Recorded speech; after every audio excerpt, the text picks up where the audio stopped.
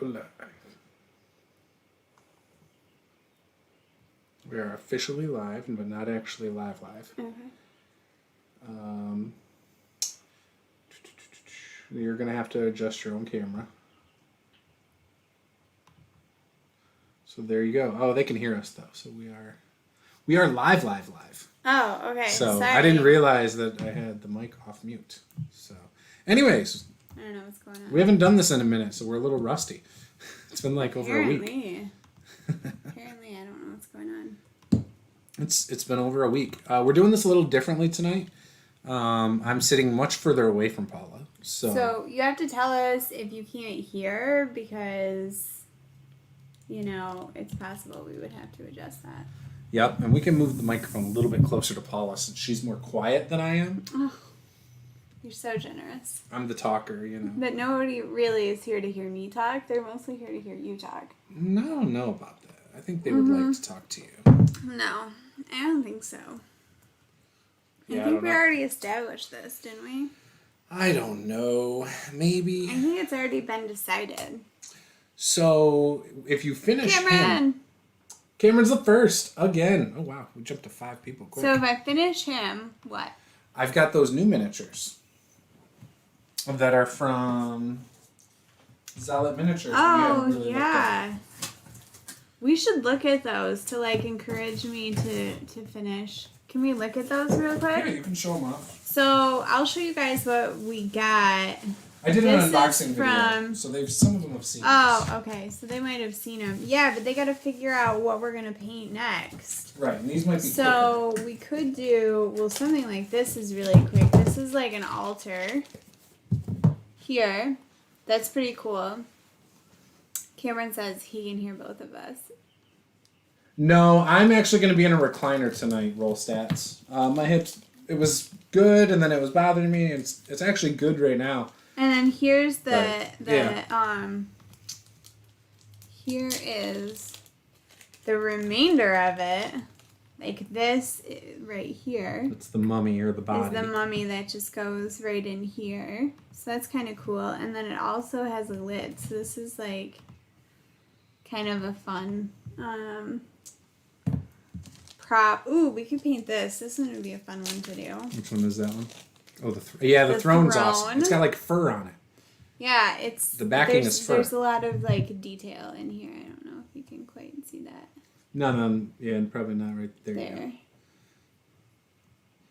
Yeah, when we did one of the miniatures is broken in one of them. I emailed Zealot 3 days ago, and I haven't heard a word about it. Oh.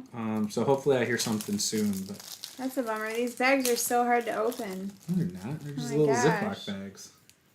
Struggling here. Oh, these are little adventuring gear. Look at. So the one of those is broken. These are super fun. The one with the axe is broken. Oh.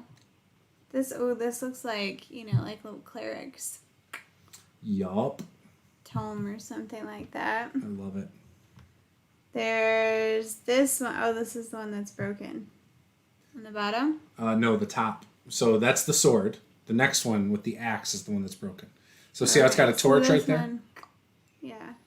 It's just a little sprue thing we have to cut off the bottom. Oh, okay. But that one's broken. Oh, it has the same thing, but it's the top of the torch is broken off. Yeah, I think it's a torch. This is where it's broken. That's a bummer. Yeah, I know. You're saying the same word I said. It's a bummer. Glue some swords on it, and it's the Iron Throne. Yeah, I know. That's what we should do. I don't know about that. Oh, this one's cool. So this one's like a dragon skull. And look, it comes with this cool little axe that goes right in here. You could glue it in this. It sticks upward, though. Look at the thing hanging from the handle. You could glue it like that. And it actually does hold in place if you do it right. That's cool. Apparently, I don't know how to do it. It's all right. I'll show you the photo. It's all good. I used it as my thumbnail. All good. I used my own photo as the thumbnail. Oh, and these ones are cool. So these are dead adventurers that you can come across. I think these are really neat because they have really great detail. This looks like maybe an elf. Like an elven person. Look at that axe in the skull. Okay, fine. Here's like a little dwarf guy, but they're like dead people, so like the back side of it is just flat. But they just have so much detail in them for like little corpses or whatever that you can put down. This guy is cool. He's very Gandalf looking. So that's cool. Ooh, I don't even know how this goes together. Guys, if I can't get the one thing together, I don't know if this is going to happen. Which one's this? I don't know. There's like a flat disc. Oh, it's a table. That's easy. You can't put it together right here. You have to glue that one. Oh, this is the There's table? a bottom and a top to the table, and it's got legs. This is the top. So it's a card table with a map top insert. So those are the legs. Oh, and then here's the... Sits on top, and it's the map. So you got to paint that to look like maps and like a war table. Oh my gosh, that's cool, you guys. I Okay, know. so that's cool. That one's going to be hard. And then you can remove that, and it's like cards or whatever you want in there. Yeah. I was thinking if we could like come up with making some daggers or something, like almost like hidden weapons. Oh, here's like... Cool. Oh, here's like a dead... Goblin? Yeah, goblin. And there's with an orc his and butt a in the air. skeleton. That's hilarious. Then there's a dead orc right there. And then there is like some sort of other skeleton dead creature. Oh, orc, skeleton, goblin. My bad. And then they come with these like little arrows and stuff that you one can, of them glue clearly in their back. Yeah, something. one of them clearly goes in a hole in the goblin's back. Oh yeah. But others, I didn't see any other holes. So. Okay, and so then this is the last one, and then I'll start painting things. So sorry, but I didn't actually get to take these out of the bag earlier. Oh, this one's so cool. This one would be fun. We should do this next. Oh, the other table? I like this. This is a table. It's like an alchemist table. Or it's called a sorcerer's table. Sorcerer's table. Like, look how fun that is. Yeah. And, like, look at the legs. They're so, like, they're cool. That's cool. That's now, what material would you say that is? Because people were asking me in the other one. This is wood. No. What do you think the actual miniatures of those are made out of? Is that plastic? Oh. It feels like a cross between, like, plastic and, like, some kind of, like, not ceramic, but... I don't know. It's not like the same stuff as the WizKids stuff. No, it's a little bit more plasticky. You think so? Yeah, but it's not as plasticky as these ones. It's an in-between plastic between the Reaper Bones miniatures and the WizKids. There you go, guys. In-between plastic. That's exactly what it's called. That's the correct terminology. So I feel like it's been so long since we've done anything that now I'm like, what was I even doing?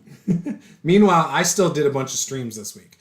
I don't even know what was going on. You were painting him.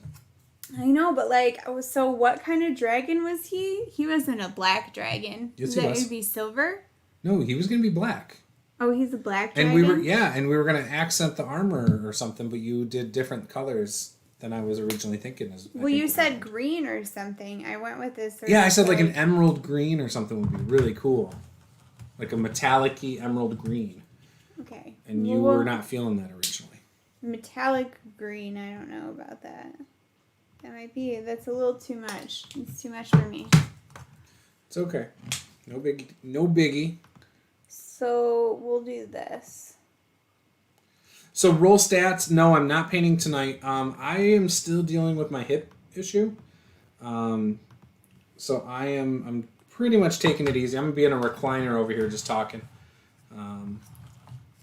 And I will hopefully be able to read the chat from my recliner because my laptop is on the table and I can't see the big screen TV that Paula can see. So we will see. But this is where I have to sit in order to manage the stream on the laptop. So. Cameron, in Latin they call it in between his plasticus. Perfect. That's exactly what I was thinking. That's clearly the correct terminology. I thought in between us meant like what your parents do when you're on a date and you're a teenager. In between us. What I'm going to do to Lily. Wait, hold on. Did your mom go on dates with you? She'd drive. Sometimes the other parents would drive. I didn't have a car till I was 18. Yeah, but like she didn't go with you. She just No, she would drop me off. Dropped you off or something. Depending on what we were doing, yeah. I didn't go on a lot of dates though either. Like it would be like, hey, I want to go to a movie with a friend. That's what I'd tell my mom, and it just happened to be a girl. You know.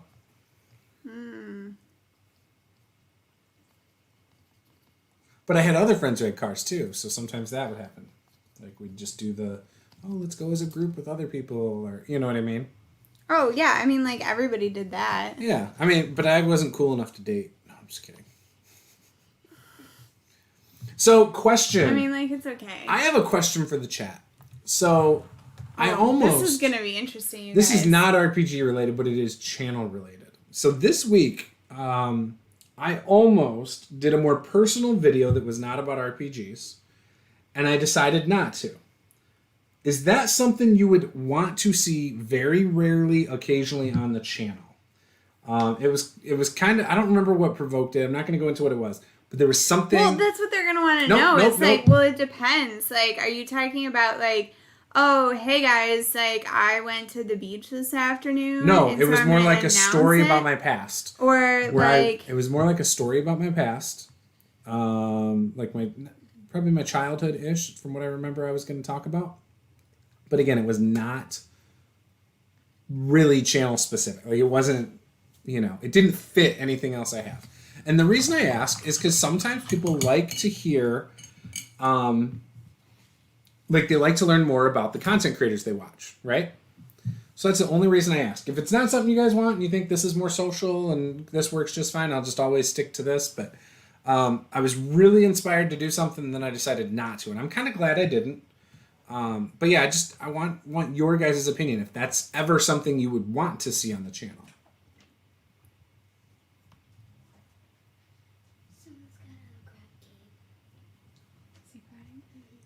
Okay, why don't you go ahead. Go ahead.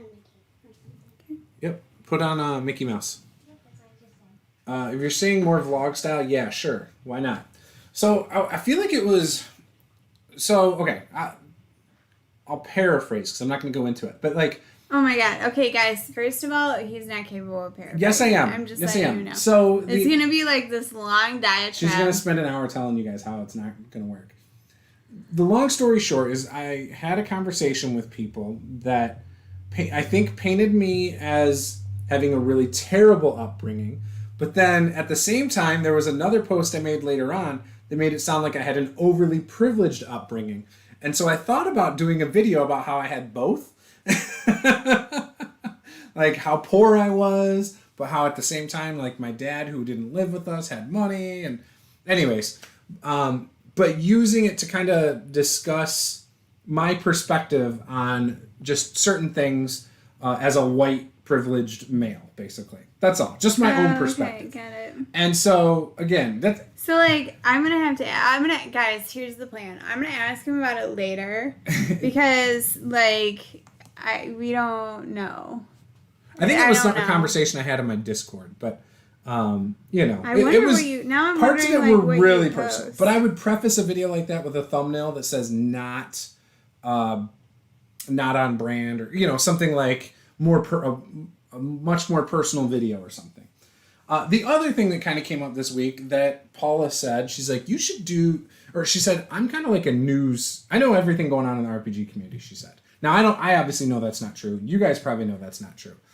But she suggested that I'm kind of like an RPG news guy. Like I know what's going on in the community. Like you just stay like really up to date on what's going. I don't know. I was listening to you talk to somebody else in some chat or something like that, and it was just the nighttime the Patreon chat. You guys were just talking about like all this like current news. I don't know, and you guys like every day, he's doing something and he's like, oh my god. And I'm like, what's going on? Like, what happened? Like I'm thinking, somebody's like in the hospital or whatever. And every time he's like, oh my god, you should so-and-so just tweeted this and this person's sharing the tweet and this company, commented on this thing and like it's not. You make me sound like a gossip. They just made this announcement and he's like, I gotta figure out what's going on. So this only came up because of the Wizards of the Coast announcement about the racial stuff. No, but I was just thinking about it. That's the all. Pathfinder announcement they made earlier this week that I'm actually going to do a video on tomorrow. You're always pushing. You know, like you were pushing Luke earlier. No. Let's rewind. Pushing. Let's rewind. So this is really dark. Okay, maybe it's not. It's your hand blocking. Because I can't. Yeah, well. So I have to explain this. this. My hand somewhere. I have to explain this because it's not true. Sorry, guys. I have to put my hand over here in order to paint, and there's no light, so. I'll move the one light that was moving to here. So I need to state this because Paula makes it sound like I'm trying to instigate Luke, and I'm actually not. No, you're giving him a hard time. It's funny. I do. He likes it though. He does. He's the same kind of way. Okay, perfect. We've talked about That's it, better. even on his chat the other night on Twitch. So, anyways, the thing I need to say. So last week, Luke found out for the first time about the Wizards of the Coast announcement about races, and he was floored because he's very open about his opinion, and he's willing to talk about stuff and admit if he feels he's wrong. The problem is he doesn't usually feel he's wrong. It takes quite a bit to show him that, I think. But he did see some things that made him open his eyes a little this week that I didn't do. So anyways, so all week long he's been posting about it. Every day on Twitter, I feel like I've seen Luke post something about the Wizards of the Coast statement. And someone shared the Jeremy Crawford thing about, hey, you can run the game however you want at your table. And you're not forced by the books to do it a certain way. So then Luke cited a quote in the DM's guide about something. And anyways, so I harassed Luke a little bit here and there. He was on stream the other day, and I harassed him and asked him about it just to get him going, just because that's what we do on his stream. However, I'm not trying to get Luke to just go on a rant on Twitter and stuff like that. In fact, Luke said that he's avoiding my tweets because he always feels like I'm trying to get him going. And I'm not posting stuff for him. I'm just posting my opinion most of the time. But Luke and I, even though we have we both heckle people the same way, we both are very social, we're similar in that sense. I think when it comes to certain things going on in the world, we're probably a little bit more opposite. So that's what's entertaining there. But yeah, so anyways, that's all on that. We're still good friends. I still love Luke. But yeah, so I've thought about it. I thought about doing more content about what's going on in the community a little bit too. So tomorrow I'm going to do a video on the Paizo statement for their adventure path coming out that talks about police. And I'm not trying to elicit a response like some crazy dramatic thing. I don't want any drama. No, I'm not trolling roll stats. I want no trolling. I just think there's a section of people out there who don't follow Twitter or don't use Twitter that might want to know what's going on. So I'm going to read the statement on air, and maybe I'll offer some of my perspective on it afterwards. So if you want my perspective, watch the whole thing. If you just want to hear what he's saying... I mean, but you do. It's because you do instigate people. You're always... you are an instigator. You know that, right? I instigate people I know and love. You recognize that about yourself, right? Yeah, yeah. Let me recline this chair. You're just... Oh, I was like, what the hell is that noise, you guys? Sorry, it was just his recliner. I am just somebody who stirs the pot with friends and family. Yeah, that's you always stir the pot, though, man. You're Yes. I'm a jokester. I don't take life too seriously. You're a shit about that type of stuff. Tell me how you really feel, Paul. I'm just saying. You love it. That's what started us dating. Guys, I'm just saying, it's a constant thing where sometimes, because I'm, obviously an opinionated person, and I'll say something, and, he's like, oh no, but what about these things? And then come to find out an hour and a half later, after we're done fighting about it, he agrees with me. He's just trying to, I play devil's advocate all the time. And yeah, so, I do that mostly to you. What are you doing? Just add water. Instant gator. Yeah, so I do it with friends and family, but I'm not trying to, make them mad at all. I try to stay off Twitter. I consider it the bathroom scrawl of the internet. PM Drake. Drake, wasn't it you and I that were talking in my Discord today about playing against type. I thought that was an interesting conversation today. So because of this racial debate with the Wizards of the Coast stuff, so we had someone who left my Discord today. I don't know why exactly, but we were talking about it, and they just made a comment that was like basically about being too PC or something, and then bailed. I don't know. Anyways, so we were talking right after that about like playing against type. So I said, can you imagine playing like a stone giant with like a 10 strength? Like, as a player character, that might be kind of fun, right? You got this huge stone giant that has no strength. And then, like, maybe someone's playing a mind flayer player character with no intelligence. Just for the hell of it. Like, so I was like, man, this would be that'd be fun. Wouldn't it be like a fun one-shot or something? Like, just everyone plays some weird monster race, and you're just the misfits. Like, you've been outcast from your own society. I think that would be great. Can I come right back for a second? Yeah, go for it. I'm going to go check on them. So I thought it would be cool to do this, like, playing against type thing today. Thanks to Drake, I think, for making the first comment that then made me go, oh, it would be cool to do this. Because we were talking about, like, whether Wizards of the Coast, in the next edition, in 6th edition, you know, when that comes out in, like, 12 years, is that going to get rid of bonuses and negatives to attributes? And I think that there's a real chance. I feel like, and maybe they won't, because maybe they still want to keep it in line with how old D&D is. Because I even with 5th edition, I feel like there's directions they wanted to go that they purposely chose not to, because they still want it to feel like D&D. They still want like your 6 attributes. They still want all these things, right? But I wouldn't be surprised, and I feel like a natural evolution is actually getting rid of the big number attributes altogether. So rather than having a strength of 18 modifier of +4, you might just have a strength of +4, right? You just cut out the other number. And I think Paizo with Pathfinder 2nd Edition has kind of taken a step that direction anyway. With the way you build your character at start, you don't roll dice. You can, it's optional. But you basically just do the modifier. And your actual number doesn't matter. So I feel like even Wizards of the Coast, that is the natural progression. And we'll see if it happens. I don't know. I wouldn't be surprised if it does, but I wouldn't be surprised if it doesn't either. So I'd love to hear what you guys think on that, though. But yeah, playing against type would be cool. Oh, playing against type? Well, no. So still talking about I started with that, but I said, so I feel like, especially with this thing, how they're like wanting to talk about the modifiers from races. Like, oh, you get plus this and plus this because of a race, but you might get a negative from this race. Because they've said they're going to do away with that, basically, in their statement a couple weeks ago. Mm-hmm. I wonder if they're going to get away from attributes altogether, like the big number attribute. Like, I don't feel like it's necessary. I don't need to know that my strength is 18.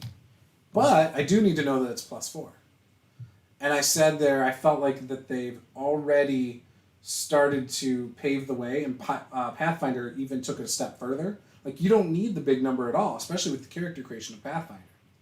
It's literally, oh, I'm +1 here, +1 here. +2 now because I took the second rank from my background in that same attribute. You know what I mean? Right, like, yeah. You don't actually need the big number stat. It's not necessary at all. Oh, shoot. Yeah, it wasn't locked in. I had actually put it back in there, too, because it fell out earlier. Oh, It didn't seem like it was locked in real well. Cause maybe it's I like didn't put it down. Yeah, I don't know. All the way. It's sort of a weird shaped base, you guys, so. It's because, yeah, it hasn't been based yet. It's just Don't judge it. So I wouldn't be surprised if the 6th edition, when that comes out 10 years from now, doesn't have that anymore. And like doesn't have the bonuses from race, and doesn't have the big stat number. Just has modifiers. Like, I wouldn't be surprised if it does that. Turn it the other way. Like, so way? that it actually clamps onto it. Yeah, try that and see if that works. Because it's not round, I bet you that might be the problem. That's probably what it is. Okay, guys, we'll figure this out. I haven't used this that much. I'm still working on it. So yeah, BN Drake said that would be a cool game. I think we should do it. I think we should set up a one-shot for like next month on like a Friday night and just play just choose, it doesn't matter what it is, just choose we'll have everyone choose a monster, and we'll just play like an Outcast game, and we'll make it a dungeon crawl, so we don't have to worry about like, well, you're all a bunch of monsters in a city. Like, just do a dungeon crawl. So this sounds like fun. And then just everyone plays like a random monster that they think would be fun. Okay, so let's say you're gonna do that. What's your first choice? If I was choosing a monster? Yeah. I mean, I like the stone giant that's not strong. So what's the extent of like the monsters I can choose? It would be anything. We wouldn't worry about what it actually is. We would just fudge with, like, if it's in 5e's book, fine, we could do it. But ultimately, I just figured, you would just make it a human, so you take a feat or something, and you just flavor everything for what it is. I mean, I don't know. It depends on what it is. Maybe you use the Bolo's Guide to Monsters or something. I don't know. But you get rid of the stat modifiers. Like, you could put your stat modifiers. So, yeah, but, like, so I could be, like, Goblin. But does it have to be, my question is, does it have to be, like, a humanoid monster? I don't care. So it could be, like, Shark. like, Bardic Beholder or something like that. Sure, I don't know how they play an instrument, but sure. They They got magic. They don't. They perform. That's the ironic part, is that they perform, but, you know. So Cameron says a derpy mind flayer is just something. I can't read it from here. My handle is roll stats. I have strong feelings about that.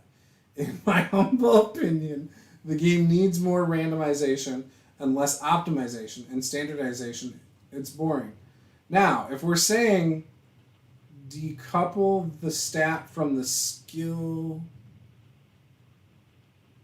second edition, I'm good with that. But doing away with stat... Oh, no, I'm not saying do away with all stats altogether. He's just saying... You're kind of basically saying, like, turn it into, like, a D6-based game. No. It's still the same game.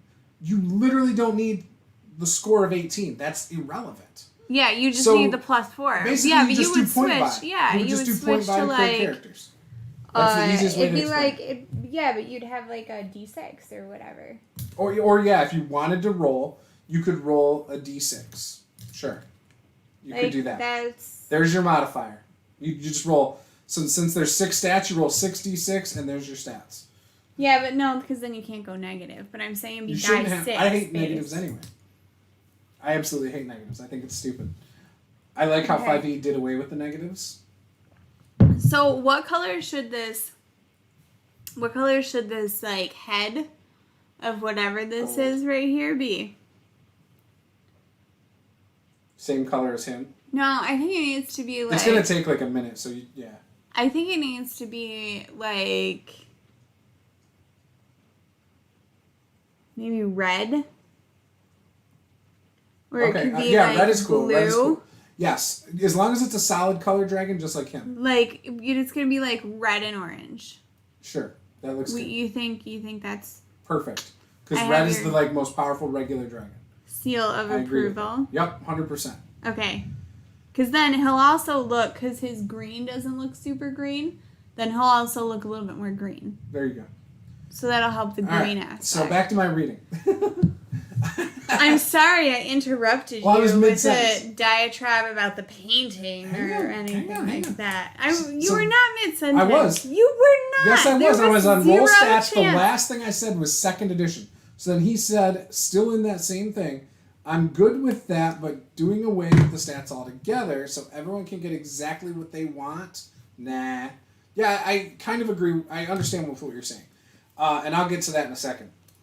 Cameron says the big number is only needed if you want your game to have stat damage, because for that you need a decent pool to damage it without doing too much damage. I don't understand. B.N. Drake, kind of like Suicide Squad, but interesting. Yes, about our game that we were talking about. I agree. It would be kind of like that. Roll stats. When you take away the randomness of the dice, you take away the fun, at least in my opinion. Well, no, you still play the game with dice. Just it doesn't matter for that aspect of character creation, in my opinion. And I agree. I prefer to roll stats rather than to point buy, personally. But I do like how Pathfinder does it, where you're not just point buying. I don't like just point buying. B.N. Drake, beholder that plays a harmonica. Or it's got magic, so maybe it just floats its instrument in front of itself, and it magically plays.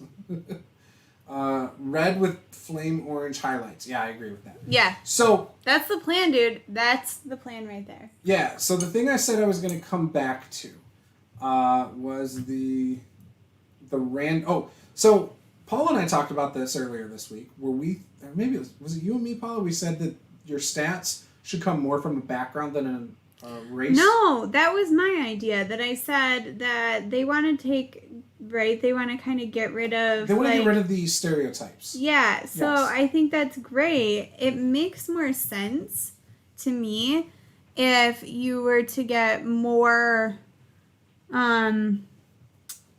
if there were stat bumps associated with the background that you select. Right, and it would make your. It was in my Discord, we talked about this too. We've talked about it a lot over the months because I'm working on my own system, and I've already been trying to work that in.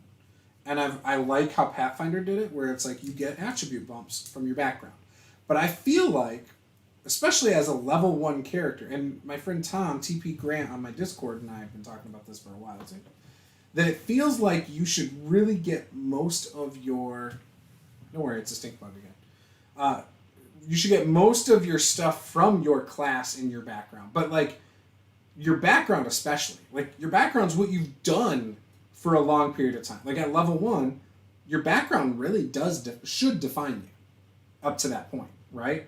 Like, it just makes sense to me, you know? Yeah, it's literally what you've spent, kind however of many like years. Your life doing. Yeah, so you should get skills and attributes or whatever from that. Like, if you're a baker as a background, you should know how to bake. Like, Yeah, but maybe you get, like, a bump to your dex because you're good at kneading dough or something. And an increase to your wisdom. Yes, I would agree with that. Or intelligence. Do you need to be wise to bake, or do you think that would be an intelligence thing? I think intuition is, Yeah, I think that's more in line. Okay. Probably. I want to go someplace that cooks bugs well and eat one. I don't know why. Yeah, I don't know why you'd want to do that either. That sounds awful. Like, I am not sure. More power to you, but, like, that sounds super gross. Do you mean you wouldn't eat some chocolate-covered scorpions There's zero chance. Guys, I'm so off camera. This is bad. So move the camera. Right? There's 0 out of 0 chances that I'm ever getting bugs. Like, you know how you see those pictures where it's like, where it's like there's like cars down a small alley street and it's like covered in spider webs and there you can see spiders everywhere and people are like, would you go down this road to save the person you love? And I'm like, they're screwed. Like, you're screwed if that's the situation. Probably not, because they're probably non-poisonous spiders. Like, there's no chance, Oh, actually, so I've seen that in, like, southern states where it's, like, brown recluse have, like, set up shop at, like, someone's cottage. And someone shows up to their cottage and it's, like, covered with webs on the porch and stuff. And there's, like, brown recluse spiders everywhere. Like, screw that. Burn it down. Yep. And you want to live somewhere warm. One of my coworkers at his house found, like, a spider outside that was, like, he said the size of, like, a baseball or a softball. He said it was massive. Oh, whatever. No way.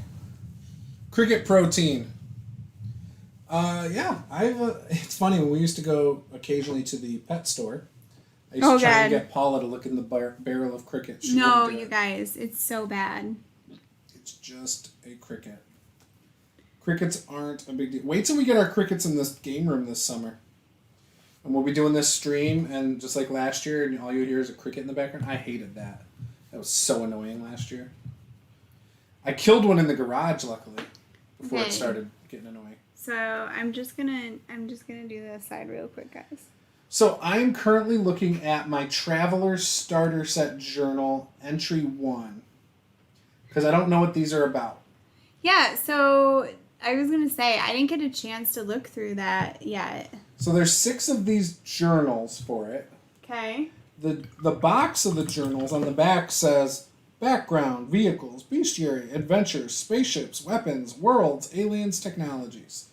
So, I don't know what this is, but when I open it, it's got articles. So it looks like people contributed articles to it. Yeah, it's got a lot of authors. And so they added like things to the game. So that sounds kind of cool. I don't know much about this game at all, other than it seems like a space game. I mean, yeah, but it looks really neat. What's the book look like? Have you? Well, I don't have the core book. I have 3 like books for it. I'll open it here in 1 second for you. Okay. I'm just checking this out real quick. So it's very hex crawl stuff, like because it's space. So a lot of stuff's like that. Actually. Yep. Rollstat says, so the Gnome World Gazetteers from Beckme did something along those lines. You received additional skill proficiencies, buffs, and banes based on your background. It was a great system. Of course you think it was a great system. It's Beckme. I was telling Paula earlier you're really into those older edition games. Older edition D&D games, which she likes 2nd edition D&D, or used to. What do you think of 2nd edition now? Would you go back and play a campaign of 2nd edition now? In your opinion? Yeah. You would? Yeah. Do you think you'd enjoy it just as much as 5e?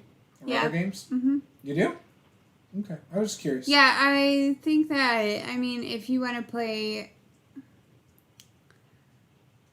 I think that one of the downsides of when we played 2nd edition is that we didn't use... I mean, you could only use what was in, like, that one... The core book only. Core book. You didn't get to use any of the additional, like... And even then, our DM was...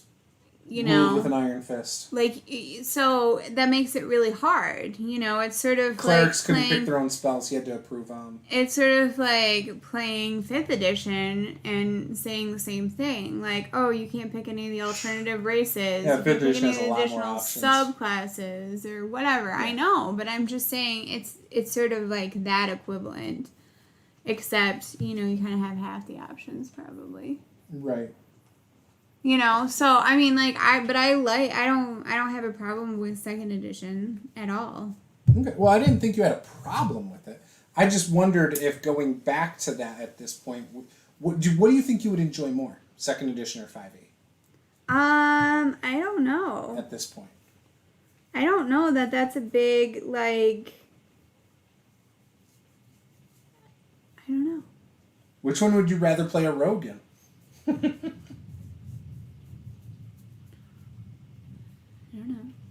Oh, you know, it would be 5e because the basic dead turns basically. I'm hiding in shadows. Still hiding in shadows. I attack. All right. You do that in. You don't think people do that in 2nd edition? No, I'm talking about 2nd edition is when you do that. Oh. You don't do that in 5e. Yeah. You literally have a bonus action to do it, so you can do it on the same turn. Like, I'm hiding behind this wall. Now I'm stepping out and attacking it. Yeah. Oh, no, sorry. Being unseen. Rather than in 2e where it's like, I'm hiding in shadows. 2 turns later, now I can finally attack. So, in other words, a half hour later. So, Rollstat says, sheesh, I always feel like an old man when we talk RPGs. Back in my day, we rolled 3d6 down the line, and we liked it. I would in a heartbeat. I know you would play 2nd edition in a heartbeat. BN says, I've thought about going back to AD&D to play again. I would play it again. I'm not opposed to playing it again. I've tried to convince my players in 5e to do 3d6 down the line and just role play what your stats are. And, you know, you don't have to... So here's one thing I hated about 2e that would be a huge reason why I would be mad to go back to 2e. The prerequisite modifiers for a class. You must have this stat at least this high to play this stat or this class. Throw that crap out the window. Yeah, I would say a lot of people don't like that, but sometimes it makes sense, but it does kind of like. So here's the cover of the box. Send you down. Oh, that's cool. Yeah, it's got like it looks like almost like 2 X-wings kind of, but not really. Guys, I don't know what to do. And then it's got these boring 2d6, the Yahtzee d6s. Okay, cool, for sure. Yep, it's got 6 pre-gen characters. Okay. So the first one is Randall Field, an ex-Navy lieutenant. It's thick cardstock, front and back. The back is the stats and stuff. The front is the background, notable ability, and skills. The second guy is Talix Feodor, ex-Army corporal. The third one is Miranda Laskantz. She's an ex-merchant, free trader crew member. The next one is Aaron Veit, ex-scout survey. The next one is Jamie Kelder. She's an ex-rogue drifter agent. And the last one is Danville Kamen, ex-scholar citizen. Which I'm planning on doing an unboxing of this as well. I know I've unboxed it already, but I'm going to show it off and what's in it and in the order that it is and all that good stuff. Then it comes with this giant, massive poster map that I'm not going to undo. But look, it's got all sorts of stuff. It's hexes. Oh, goodness. Yeah, it's massive. That's huge. Yup. And then it's got the 3 books. So book 1 is Character Combat. Book 2 is Spacecraft and Worlds. And book 3 is The Fall of Tinath. So, the books just look like this. There's nothing, no art. It's just that. Oh.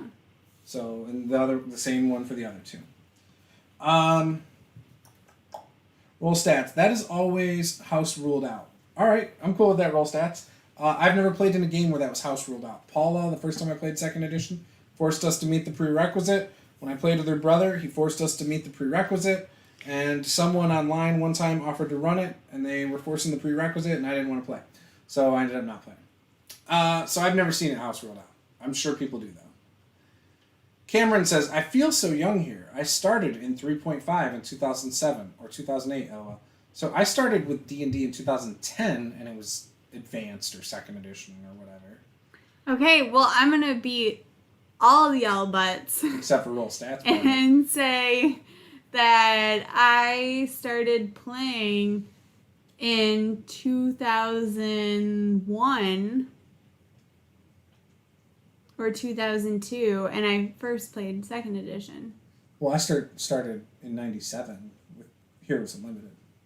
And We're not talking about Heroes Unlimited. The way you said that made me feel like you were talking about when you first got into RPGs.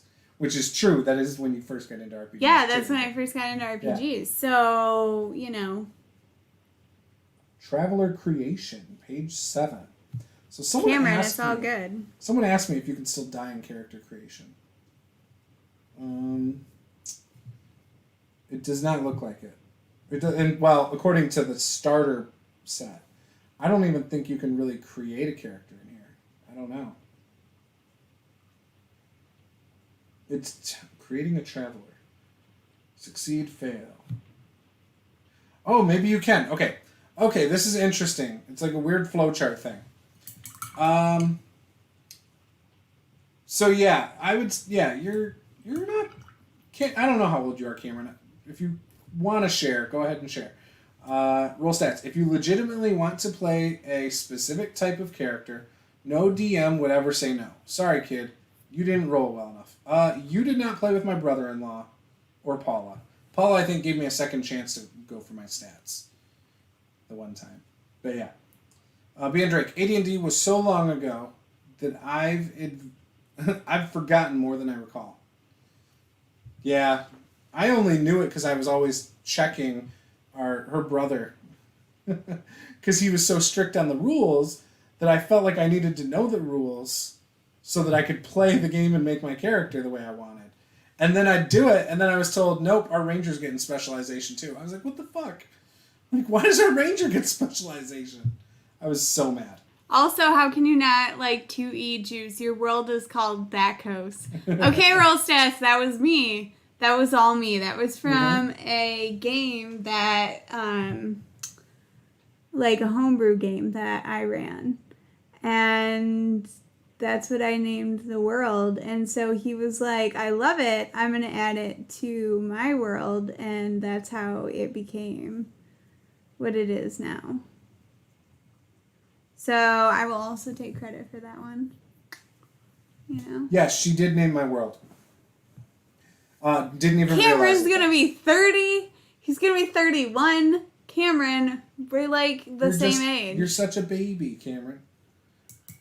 You're such a baby. Yeah, Paula's on her 3rd or 4th year being 29 again. I think 3rd year. No, you're only 2 years younger than me. So I am 2 years younger than you. Yeah, so you are on your 4th year being 29 again. I'm just kidding. So apparently you can create a character on here.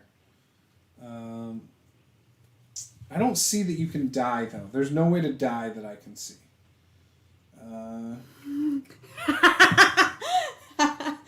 Yes. I love Roll Stats. He's great. I should have known. All good things originate at Paula. Whatever. Suck it up again, Roll Stats.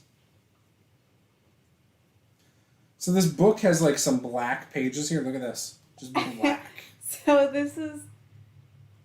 And then it's got bright normal pages like this. So this is like not 100% channel related, but I feel like it's partway channel related. So my friend just sent me this great little thing. It says I swing both ways violently with an axe, and it has a picture of 2 axes. Was it Nicole? Yeah, but it's in like the bi. It's because you're playing a barbarian. The bi flag colors.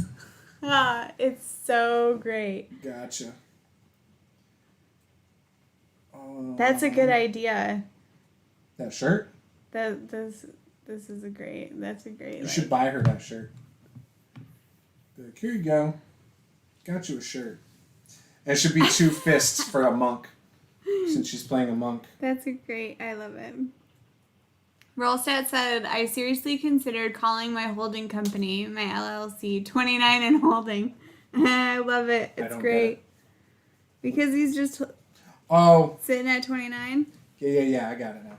Yeah, I got it. Mm-hmm. So yeah, we'll see. I'm sure he's having trouble over there, guys. I'm sure. Sorry, I'm twisted funny because I was trying to like set this stuff down. He's distracted by the cool game. I'm distracted by my hip. So we, I think we'll play this Traveler game at some point. I would love to play it. I don't know if I want to run it though. I don't like running games I've never played before. It's very difficult for me. I think it just makes you like self-conscious about whether or not you're like, I don't know the rules. But see, here's what you do then. You just find other people who also don't know the rules. Yeah, but no. And you play for them. You're trying to learn if it's a good game or not. You can't tell if you don't know the rules and nobody at the table knows the rules and you just run it. Well, no, but you're going to know. You can still have fun, but you don't know if that's a system you want to invest your time in. You're going to know a decent, like, you're going to know some of the rules, and other people are going to know some of the rules too, but, like, you can learn as you go. Like, you don't have to have everything memorized. I'm self-conscious about how I run 5e, and I feel like I know that better than any other game. You know? Now, Palladium, I've accepted the fact that I just need to wing it. No matter what. I don't know that, like, you being self-conscious about it has anything to do with knowing the rules. Like, you claim not for it 5e. does, but I think it's actually just because you're more nervous about, like, not with 5e, DMing or whatever.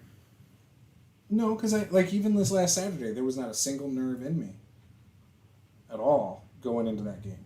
There was, in fact, I said this, like, because remember, you asked me, are you excited? And I was like, I don't know if I'm necessarily excited. Like, I didn't feel anything. Like, I wasn't, like, excited. I mean, I was looking forward to it, but there was no feeling whatsoever. It wasn't negative, wasn't positive. It just was. You know what I mean? Like, I was excited, I guess, to hang out with my friends, is what it came down to. But it wasn't a big deal to me. Does that make sense? I haven't felt that way in a long time about any games. That you're just, like, not excited, or that you're just, like, chill about it? That's how I would probably describe it. I was completely 100% chill. Like, it was no different than if I was like, man, I feel like playing a video game right now and just booting up the Xbox. Like, Gotcha. you know what I'm saying? Like, I'm going to sit down and play Dragon Age, even though I've played it before. Like, there's no emotion to it. You're just like, yeah, this is what I want to do. That's how I felt. Does that make sense? Yes. So, and I can't think of the last time. In fact, that may have been the only time I've ever felt that way. I get nervous a lot before games, you guys. I don't. Like, a lot. I don't. Because I'm just always like, you know, am I going to suck at playing this character? Am I going to have fun? Is everybody going to be like, you don't know what you're talking about? Hey, roll stats. I won't read the chat. Tell Paula what you sent me, or what you're sending me. Tell her what my 3-month belated birthday gift is, or my 6-month early Christmas gift is. Don't do it, man. I'm just kidding. He asked, so is it DM burnout? No, it's not a negative thing at all. I was ready to go into the game. I've been ready for a month since we played last month. I prepared for more than one session worth a couple months ago, and we play once every 4 weeks. It was our Descent into Avernus game. It's a streamed game. We play with Luke, Nate, Jake from their YouTube channels, WSD20, DM Lair, Mini Train Domain, and then Paula from, Master the Game. From just, our house. From our house. And it's the first time I have ever, that I can remember, as a player I've felt this way before, but I've never felt this way as a DM. I've always felt like I have a million things going on in my mind as a DM. Sometimes I'm more frazzled because I'm like, okay, I need to make sure this and that. And I didn't feel that way at all. It just was, like Paula said, just chill. It was what it was. No nerves. No real excitement from the standpoint that, like where people are like, oh my god, I'm so excited, and you want to talk about it with everybody. I didn't feel that way. I just felt like me. Just normal. Just like I said, I was going to, I wanted to play D&D. I was excited to play D&D with my friends from the standpoint of, I knew it was going to be fun. But it wasn't like this. Like, if you were to check my heart rate, and I think I said this the other day too, it would have been completely normal. Not like elevated heart rate or anything like that. For me, it was a really fun and really good game. So I was happy with it. The next session, I'll probably feel the same way because the prep I did before has prepped me for the next session too. So I'm good through next month on my Descent into Avernus prep. Which, I think that video is almost at 50 likes. So I think it was at 47 last I checked. I'll check it right now. But that means if they hit 50... We're about to get free things. Yeah, there's going to be some loot where they're going. We're about to get cool stuff. Yup, it's in my notes. In fact, that's basically the only notes I made last session. Was that, okay, 50 likes, they get such and such, this. Which if it gets to 100 likes, I'm giving them a bag of holding. But bag of holding, here we come. I wouldn't get too excited about that. Bag of holding. You're not anywhere near 100 likes. I don't think it's going to hit 100 likes before the next one. You know what? We're halfway there, okay? Yes. Don't you downplay it. But it's Don't lost you momentum. downplay it. And by next session, how many times? So you guys, if I go on YouTube, can I just play it on mute in the background while I'm at work? Yes, but you need a like. Oh, so I just need to make 50 new YouTube accounts. That means you need 50 new emails. Yeah, but you know how quick you can set up an email? Yeah, I do. I'm fully aware. I've got 4. Actually, so I don't know if we're at 48 likes on that video, by the way. So 2 more and you get the horde. But if they don't get 100 before the next session, then it starts over and they'll have a whole nother, either in that stream or basically on that game until the next game if it gets to 100. So I think that's a fun little way to encourage people to get it going, I'm going to spam share it to every RPG group known in the world. Whatever, man, go for it. It's just got to get to 100 likes.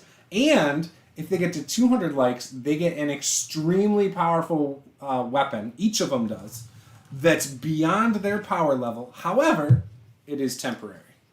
So, for example, that'd be like giving the 6th level party a Vorpal sword for 1 week game time, basically. Or a day, or, I don't know, 10 minutes. I don't know, I haven't decided yet. But that's how that would work. So it would be cool. Paula from the block. Oh, man, that reminds me of Jenny from the block. Yeah, what was I doing when he said that? I don't know. BN Drake said, same here, nervous every time I run or play in a game. Yep. I know a lot of people like that. That's normal. Cameron says, I tried indirect role-playing during my last game test, and I felt like I had so much more mental bandwidth. I still went into character a bit, but just to engage and accent. What's indirect role-playing? I don't know what that means. Huh. Are you asking me? Yeah, I don't know what that means. Dude, I'm over here like, I wish I could do accents. I can't do that. How many times have you tried? I don't know. I'm too, like, nervous about stuff like that. Self-conscious, you mean? It's so nerve-wracking. And the thing is that, like, I talk in front of people all the time. Yeah, but it's not the same. At work. Like, you know, I'm always, like, presenting in front of people or, you know... Roll stats. Whatever. Based on the last episode, I think Luke needs a cat familiar. I would agree with that. So in real life, he's got like 4 cats or 3 cats or something. 4 cats. And he even switches to his cat cam on his streams and they like battle it out over food and treats. I was watching it for like a half hour earlier and like his super chat was going crazy. Like he made like $100 in like 20 minutes on super chat. I was like, holy cow. And he had 200 like live chatters at the time. It was crazy.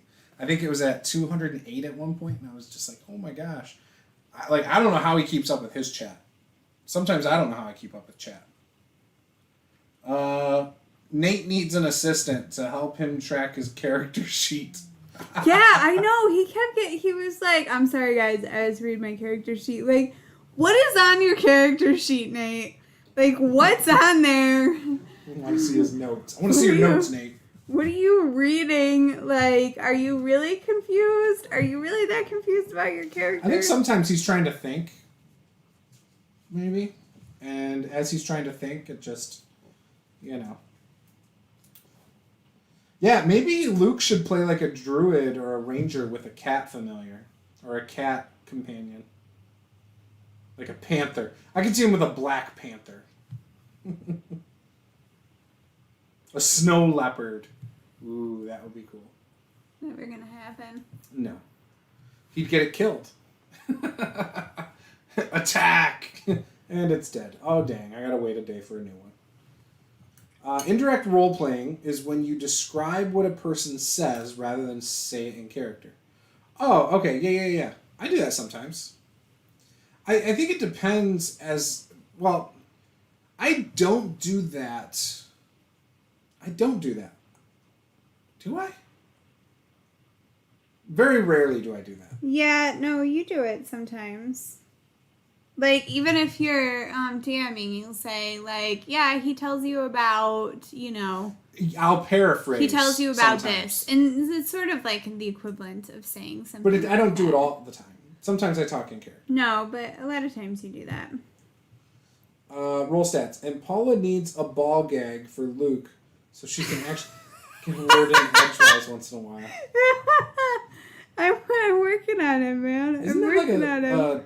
An S&M device? Yeah. Like, I don't think I want my wife sticking a ball gag in Luke's mouth. Yeah, I think it sends the wrong message. I'll mail it to him for the next. Yeah. Maybe she could just really learn how to do the silence spell correctly in real life. I mean, I asked you if I could use it on a person instead. You're the one who said no. I feel like there has to be a spell in D&D that you can cast on specific people like that. Like a mute spell or something. There has to be something like that in there. Why wouldn't there be? Yeah, I don't know, man. I don't know. I mean, there probably is. Yeah, and I'm too lazy to go grab my player's handbook right now. Tell me, is there a mute spell in D&D? I don't know. I don't know a lot of spells, to be honest. But a mute spell needs to be in RPGs. Or a higher level silence spell that allows you to cast it on a specific target for the same duration or something. I think that would be a cool spell. You'd probably get a lot of use, too. I could see that being like a level 8 spell. Level 7. So you can't get it till you're like level 14 or something. I don't know that it exists. Usually just silence 15-foot radius. Yeah, but it's stuck in a spot. You can't move on a target, yeah. I feel like in past editions it specifically said on a target. No, I think it says on a point. On a specific point. Or something. Because didn't we used to try to cast it on like a coin or something. Yeah, there's a silent spell. And indirect role-playing allows you to just get to the point. I get lost in the acting, but sometimes I need to just tell the players the info so they can get on with it. Yeah, I hear you there. There's a silent spell in 5e. Yeah, I know there's a silent spell. I'm asking if there's a mute spell. Silence is all noise in an area. I'm asking if there's a spell you can cast on a specific person so they can't do anything verbal. That's what I'm wondering. A mute spell. I muted a player once as the DM to start a game. You could also do it with like a cursed item, maybe. For the duration, no sound can be created within or passed through a 20-foot radius. Yeah. Sphere, centered on a point you choose within range. Yeah, exactly. But you can't move it either. Because otherwise, she could cast it on Luke and move it.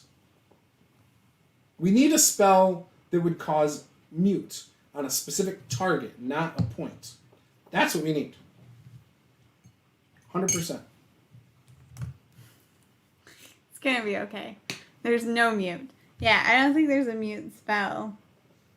I'm sure D&D Beyond has it. You did too much? Yeah, I just poured out a whole ton of paint. Oh, no. It's fine. It's not like an intense amount. It's not like it's you trying to like pour out paint when you pour out like an entire thing full of it, but you know. Drake says, "You're the DM. There is always a mute spell." Yes, but I'm not the one that cares to mute him. It's Paula. I mean, I don't want to totally mute him. No, I just, I give him a hard time because he does talk a lot. It's fine. Yeah, I harass him too. No, we had the real talk out of game once. He understood. He actually was the one who brought it up. Where he was like, I think I need to shut up. And we're like, yeah, probably. Mm-hmm. You probably shouldn't do that. Actually, he was talking about on his stream tonight. His streams are a little more random. Like, just there are some aspects of it. And so tonight, when I was tuning in for a little bit, he was talking about, someone asked him, what do you do when you have a player who wants to quit? And he's like, I let him quit. Like, for the most part, he's like, it's not that big a deal. But at the same time, he said, sometimes it can be like, oh, I wonder why they want to quit. And he's like, but then there's other times you're like, oh, I'm so glad they're leaving because they are just not fitting and I wanted to boot them out anyway. I mean, I can relate on all levels. However, I take it, not personal, but I do get bummed. Like when my Forgotten Throne game, we had Courtney and Kelsey, Lady Tiefling, they dropped. I was a little bummed by that because I felt like I was just not making a fun campaign for them. They didn't say that, but that's what I think internally was my interpretation. And I had asked why and stuff, and like Kelsey was leaving for another game. Courtney had a lot of personal stuff going on. She had her second car accident in a month. She totaled 2 cars in a month. And so I understood where she was coming from. Whereas Paul just said the campaign wasn't flowing for him. And that's actually when we ended the campaign. It was when Paul quit. For him, it wasn't working. And I think that's just my GM style, because he dropped out of my other game too. So I'd rather someone tell me straight up. I was less bothered by Paul saying, yeah, it just doesn't work for me. I actually appreciate that as a DM, because I can ask myself or ask them, well, what do you think it was? I appreciate the feedback. Like, what can I do in the future if I have another player like you to make it interesting? You know what I mean? So, and sometimes it's not you as a DM. Sometimes it's other players that are ruining the fun for them. So, I had a player in our early days of 5e who didn't like that I did cutscenes. And I introduced characters through some of these cutscenes that the player characters didn't know. And I remember our one player who was very old school, started in original D&D, I think, said that he really didn't like that and would appreciate it if we did not share information that his character didn't know. And I was like, oh, okay. Nobody else agreed with that, though. And I like doing those. I like the more narrative style. I feel like kind of like movies, right? You're watching a movie, and it might introduce the main bad guy. Like, think about it. Batman, what was it? The Dark Knight Rises with Joker. Like, they introduced Joker in a bank heist at the start of the movie. Batman doesn't know who Joker is yet. I love that. I view my RPGs sort of like movies sometimes, where if you show the players what's going on, even though their characters aren't there, I think it's a nice way to introduce characters you want them to know about, and it gives them, as player knowledge, things that you might want them to know that you don't want their characters to know. It just makes it more fun for me. Yeah, I think I can see both sides of that, where it's like, oh, he doesn't really want to know, because it makes it less fun for him if he knows. Right. Because he's not good at, like, suspending disbelief type of thing. Right. Or doesn't want to. I mean, think about, like, when we played, like, the Call of Cthulhu game. That, like... I agree. A lot of that worked out well because we didn't know what everybody else's information was. For the premise of what was going on, and in a one-shot, yes. But if we played a campaign over 2 years, where every time we played, people had to walk away, like, that would really bother me. Do you know what I mean? Yeah, but in the occasional situation stuff, with totally fine. The one shot,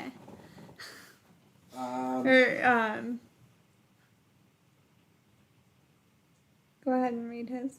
Roll stats. If you want the silence to move with an object, make a house rule for your group. Nope. Roll stats. Consider the consequences, though. You are hamstringing spellcasters severely. That's why I only want it to be one specific target, and I want it to be a really high-level spell. I'm going to make it.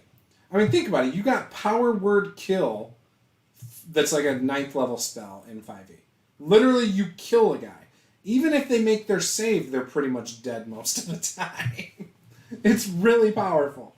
So I think casting Mute on a spellcaster, not quite that powerful, but I agree, it's powerful. That's why I would say it's like a level 7... Level 8. Yeah, level 7 spell. So you wouldn't even be able to cast it to like level 14 or 15 as a player. I don't know. That doesn't seem too... Plus, at that point, you're getting some crazy stuff. It's not because he's old school. You're probably right there, Roll Stats. Stop picking on old school players. It's because he was being silly. Lots of players are silly. It's not edition specific. Don't make me start Twitter thread. Start a Twitter thread, Roll Stats. We need to hash it out on Twitter. So, you're right. I agree with you, Roll Stats. However, here's my but. It's kind of like saying, so here's my but. My brother-in-law started in advanced D&D in the 80s. He claims he plays the game the way he does because he's old school. I've met a lot of other people who play the game the same weird, not fun way. And they blame it on being old school. Every single one of them says it. Sorry, I'm just having fun.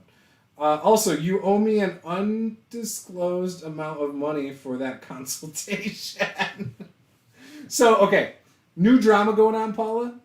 In the community? New drama? Yeah. Oh, okay, this is Critical Role stuff. I don't know the specifics. However, my friend Tom in my Discord tried to bring me up to speed, and I think that's why Roll Stats is saying this. So, a group of people reached out to Critical Role about some stuff that may have happened in their streams or whatever that's not sensitive to things going on right now, whether it's LGBTQ, whether it's racial stuff, or whatever. Like the orcs, the way orcs are portrayed, or whatever. Now again, I don't know if that's it. I could be wrong. I'm speaking second, third hand. Okay. So then when they went to him, they asked, hey, and this is again paraphrasing, we would like to go through and point out all your stuff. Do you want us to do that? Is my understanding of the the conversation, basically.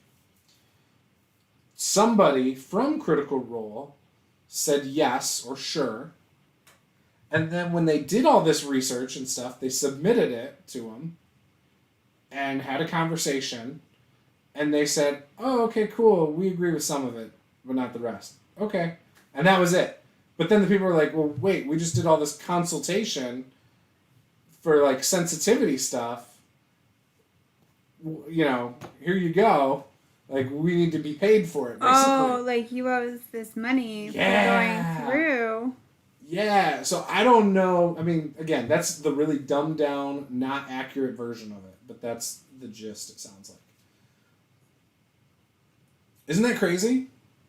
Like, but if they just said, hey, I mean, it's different if they said, you know, hey. We want to offer our services as at this rate per hour. Here's our contract. Like, did they sign a contract? Nope. If they didn't sign a contract, then... I know. Yeah. It wouldn't hold up in court. You ain't got shit. Yeah. I'm no lawyer, but I don't think that would hold up in court. Like, it's not going to happen. Roll stats. I started in the same era. You've played with me. Not D&D, but you've played with me. Do I seem stuffy or that I play an unfun game? No, you are play and let play. You are just like me in that regard. But you do hang on to some of the same stuff. You like deadlier games. You like more... and I'll tell you this. My brother-in-law appreciates deadlier games too as a DM, even though he fudges rolls and is admitted to as much with us. It's a true story. Because I said because his son asked me about it or something. Hey, do you ever, like, what do you do if you roll, like, higher than this? I'm like, I kill him. Like, that's the dice. That's what happened. And before I said it, though, her brother was like, well, yeah, that's why you roll behind a screen. So, I used to get really uncomfortable killing characters. Like, way worse than I do now. And I am not going to lie, there were times in the past, the distant past, where I have fudged rolls. But I've also done the same, where if I fudged a roll in a previous encounter, you better believe I've faked it in the next encounter. But I haven't done that in like 5 years. So. Oh, like made it to their disadvantage? Both. I always countered it. So I did with Dustin's character. There was, because he made his AC real high, remember? So there's one encounter where before that happened, I was kicking his butt and I fudged the roll to not kill him. What was his name? Volner or something like that. Anyways, so I started the next encounter with a critical hit. And that was my way of, balancing it out in the world. I think that was the last time I really fudged a roll, though, because I think I felt really bad about doing that. So, I do not fudge rolls anymore. My players know. I roll behind a screen, but if a character drops, they drop. The point of rolling behind a screen is so that people don't know what you rolled when you're rolling to, like...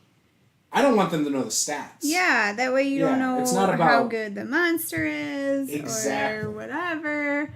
Or, like, sometimes you're rolling for, like, an encounter or something like that. Like, you don't want them to know, like, oh. I'm going to do a video on that. Why roll behind a screen? I think that's a good... Why roll behind a screen if you aren't fudging?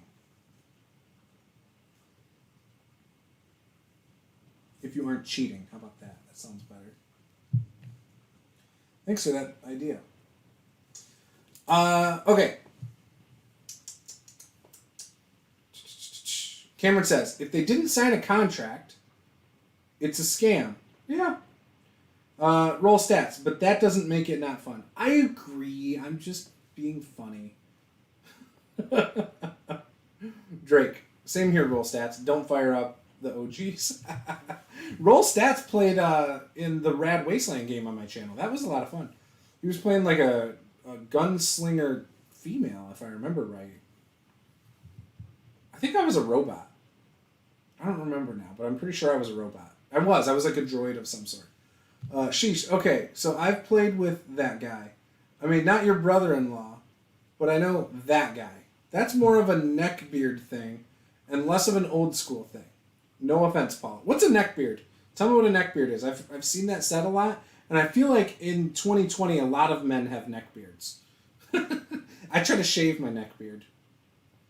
Roll stats. That's a DM, is God, and has unlimited power. Whatever, dude. It's just a game.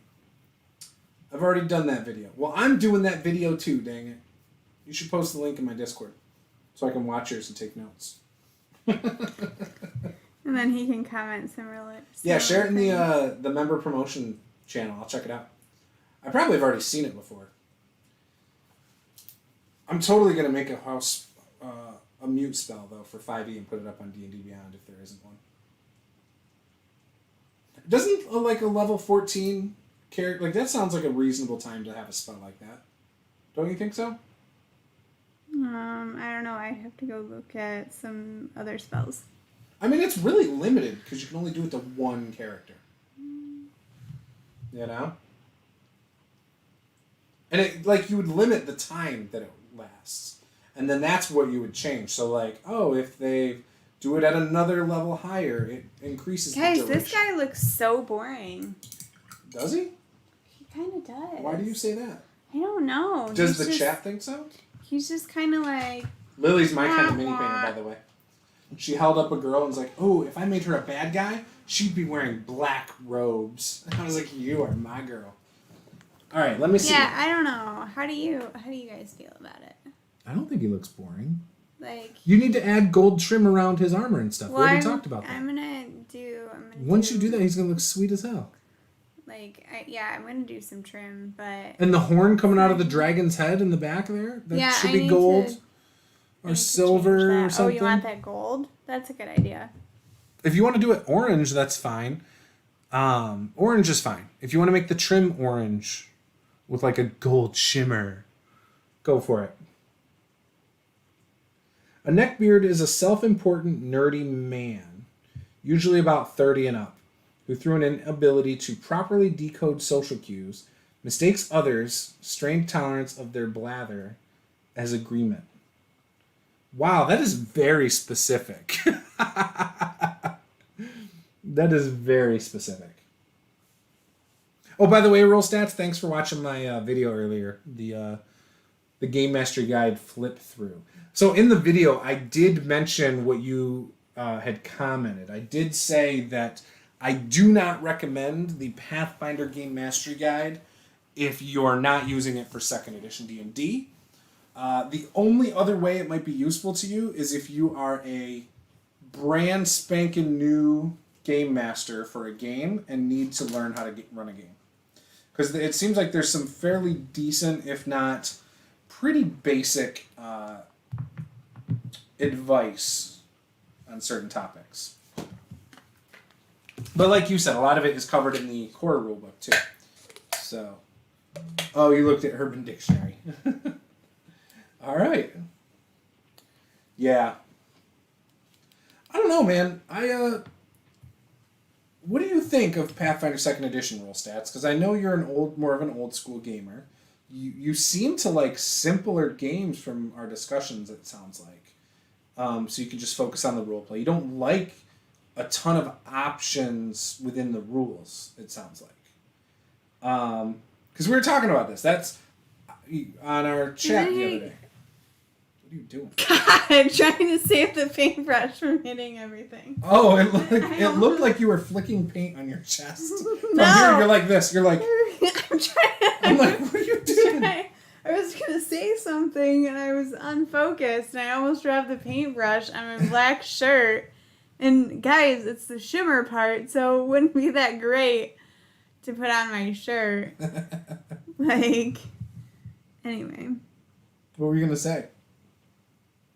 You know what's funny? Everything pops up on the YouTube chat before it shows up in my stream chat.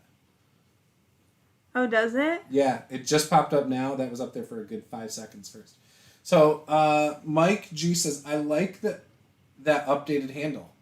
Looks like it really worked well for you so far, Juce. So Paula is actually painting. And yeah, I think this is a cool handle.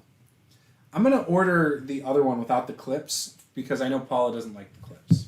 So they just kind of get in my way just because I move around a lot. But I do like the convenience of... I kind of actually just want to hold it from these things instead. Like, this thing's a little too big for my...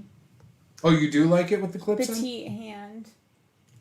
I told you, I just need to, like, work with it a little bit. It's not that I necessarily like it with the clips. It's just that I wouldn't hold it.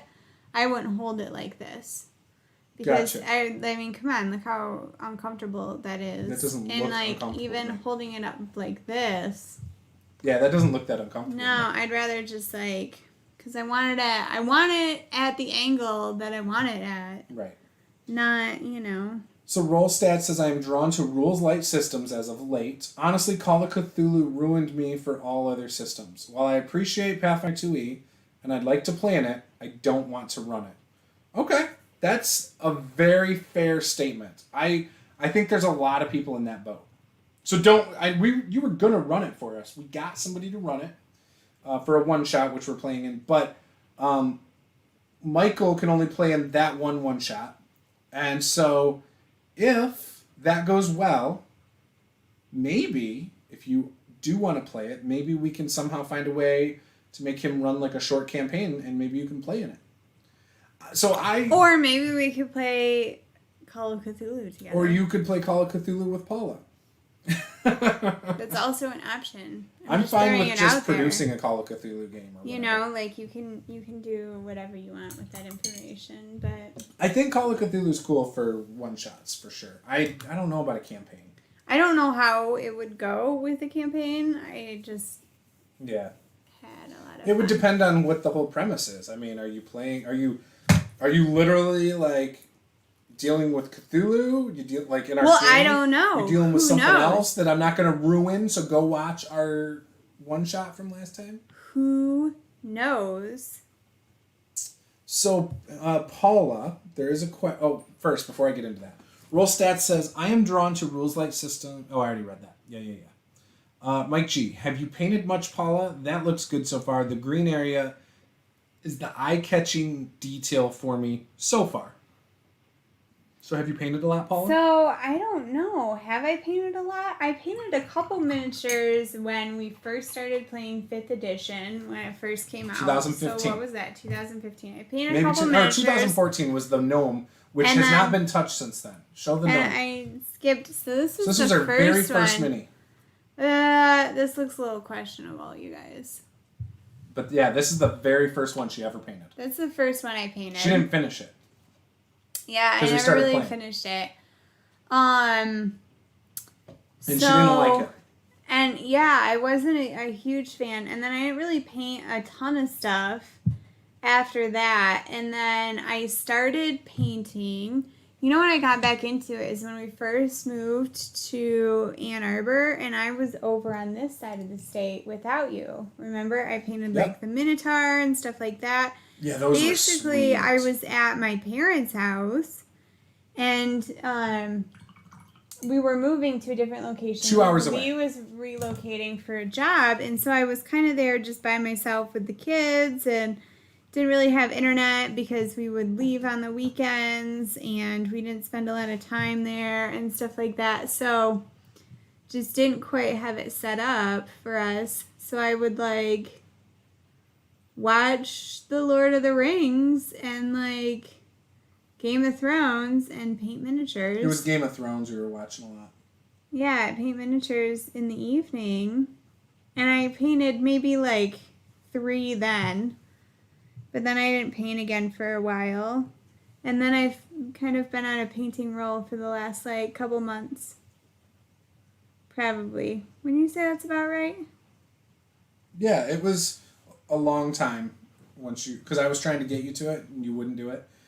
Because I suck at painting. And we tried a couple times in that house where we'd set up the table down in the basement so we could watch Lord of the Rings and paint. And that's where we painted like all the snake men and the lizard guys. And you taught me some stuff. But that was about it. We didn't do a ton of it. You painted a couple people's player characters for our games. Like maybe 5 or 6 of them. But it wasn't until here, basically 30 of these episodes ago, you really started painting. Yeah. And now it's a regular thing for I'd say the last 2 or 3 months now, where we do this and Paula just paints on stream and we talk with our viewers and we just have some fun. Pretty much this is what happens now. Usually we argue about stuff. So yeah, there's usually some banter back and forth. Yeah. Strong disagreements, you know. So now it's like, I'm trying to be better about it, though. You know, I've painted, like, I don't know, maybe, like, 15. Yeah. Or something like that. Yeah. Probably more than that. But anyways. Roll stats. I would definitely play it. So he's talking about Call of Cthulhu. And I owe you Call of Cthulhu for sure. I will play it with you for a one-shot roll stats. For sure. Guaranteed. And maybe even future one-shots. Because, again, I like it for one-shots. Roll stats. And hint. I would most definitely run a 2E campaign. I would happily play some old-school D&D. I've told you I would do that. And that I would do as a campaign. For sure. Especially as a player. And Roll Stats says, and after Sunday, I'm expecting an invite to a new 5E campaign you'll be running. Really? A new 5E campaign I'll be running.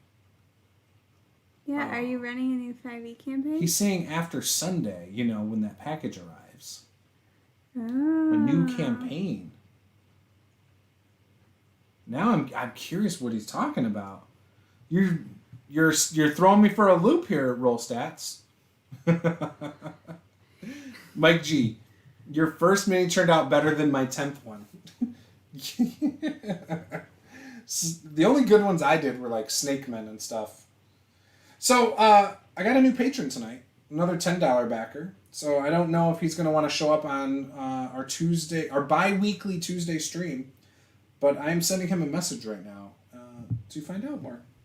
See what's going on? Yeah.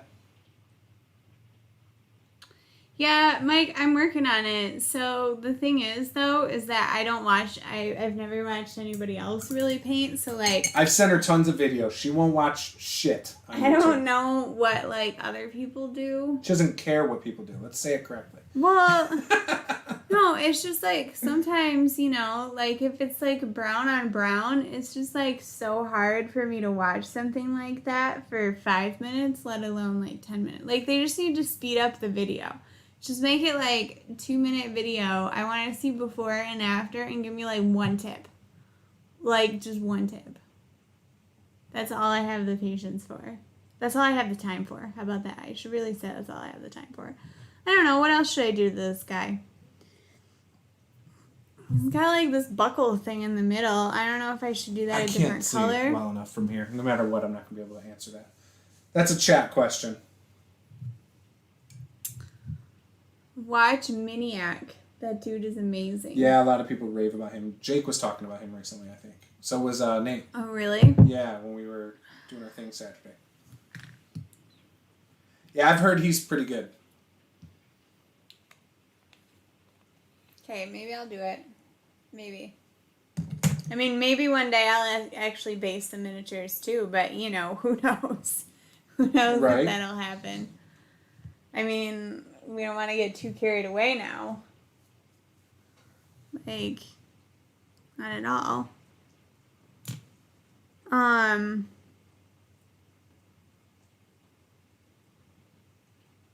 So yeah, if you are not a patron, that's cool. You don't have to be.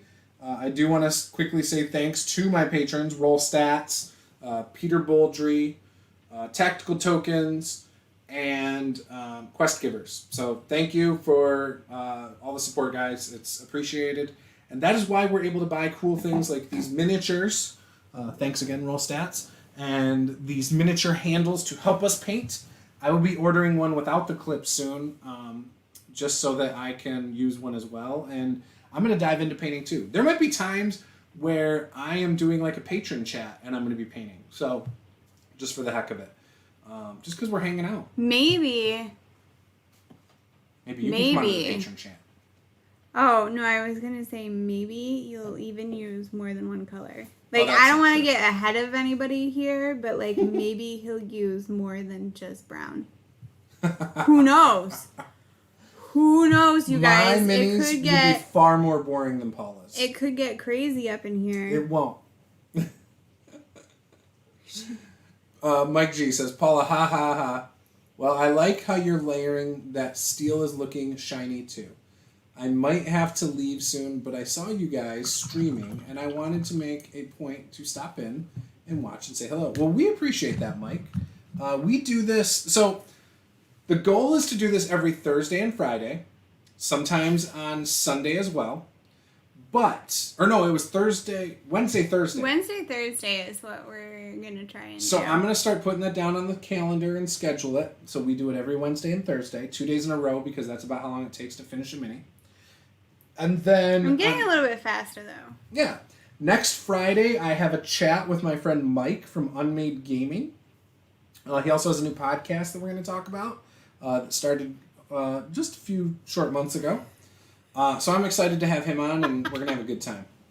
Rollstat says, if you're not a patron, I mean, what the hell are you thinking? Do it. Paula, you know what happens when Juce tries to use complementary colors? Cough, cough. Undead zombie, ranger, cough, cough. It's not a ranger, it's a paladin. It's an undead paladin. Yeah, I told him to use bright colors, and this is what happened. Mm-hmm. It looks like something vomited on. It looks like Christmas. There's just it's the spirit red of Christmas and yellow past. and green and teal, and it's what was going on. I think he was trying to go for something like this, where it's red and blue and teal and gold, but it didn't really turn out that way. So the step that I forgot was come up with your concept before making your character. Or this with colors, right? But it's just I don't know what happened. I need to find those color things, where you can find oh, how should you color your office? Here's 4 colors that go well together. I need to do that every time I paint a mini and just find a new one every time and stick to the colors. We're gonna have to go in soon because I need to finish my bread, or I can take a break. The kids are still up on the couch though. It's up to you, whatever you want to do. I'd like to watch one episode of The Order tonight before bed at least. Guys, I got him watching The Order. It's a great show. It's so teeny boppy, but then it's got some pretty adult content here and there that you're holy cow, and they're dropping F-bombs sometimes. It's what? Yeah, there's bits of swearing in it. It is rated mature audience or whatever. Well, that's because I'm not going to spoil it, but there's some pretty gory things in it. Yeah, anyway, it's good. It's pretty gives dark you at times. Good ideas, I feel like. It's dark if you're an uber Christian. Could you imagine Erica watching that with her kids? Kate couldn't watch something like that. I watched 2 episodes during the day the other day when the kids are through the house. Yeah, it's fine. Yeah, but we're more loose on that. Do you just want to take a quick break to go do that? I can go do that. Okay, and then we'll just go for another half hour or so? Yeah, I'll be right back. Cool. I'm having fun chatting with our lovely friends. Try and stare at something that looks nicer. I'll set up a scene there for you go. There you go. Not even... It's fine. Mike says, I'll try to catch more streams. It would be fun to try to do a group video call and paint together. Maybe a few people and we all do a mini and discuss our techniques and ask questions. I'd be open to doing something like that, Mike G. I'm not a good mini painter, as you could tell a minute ago.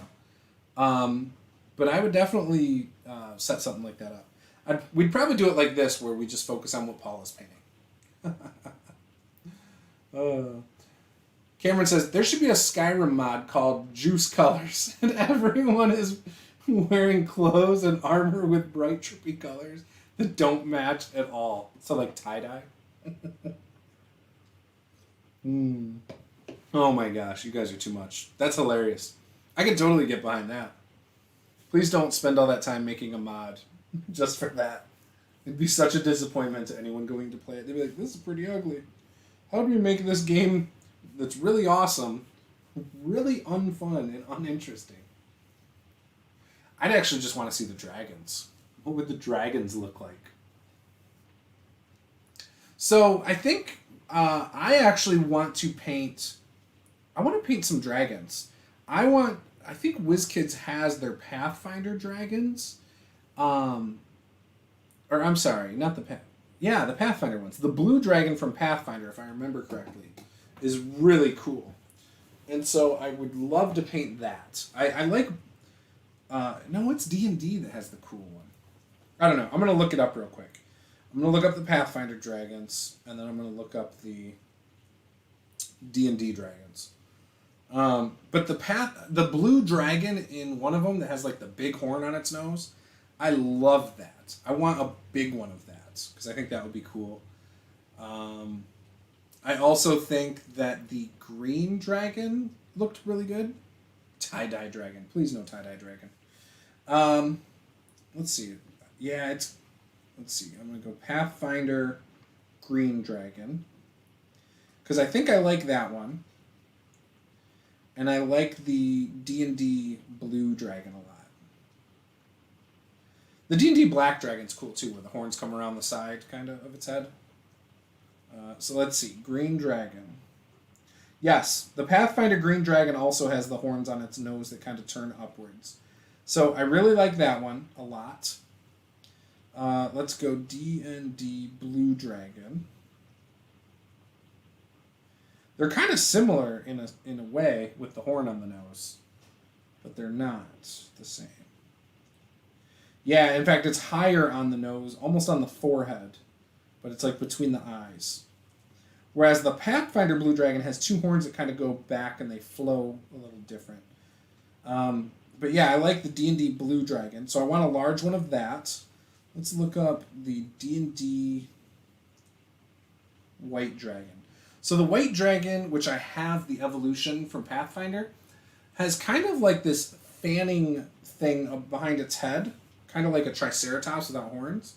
Whereas the white dragon in D&D has this long like fin and bone up its head that's more vertical, like not vertical, but sloping back on its head. So I don't know about that. What was the other? There's red, green, white, blue, black. Red, green, white, blue, black. Those are the 5. So yeah, it's just the black dragon then. So what does the Pathfinder black dragon look like? I don't even know. But I want to paint some dragons, damn it. Mike G says, I have to go, man. I hit like, made sure that I'm subbed, and hit the bell icon. I challenge the rest of live chat to do so as well. Have a great evening, and thanks for the content. Hey, thanks you. I'm glad you came in, man. I always love having some new people. So, very cool. Hopefully we see you again very soon. Yeah, the black dragon is sweet. So, I remember seeing it in the beginner box, starter box, whatever. Yeah, beginner box for Pathfinder. And I thought it looked cool. It's got a lot of spikes on it and stuff. Like, a lot of spikes. It looks pretty sinister. So yeah, I don't know what I would want to paint specifically. I think that I would like to do the Reaper Bones Tiamat. It's not called Tiamat.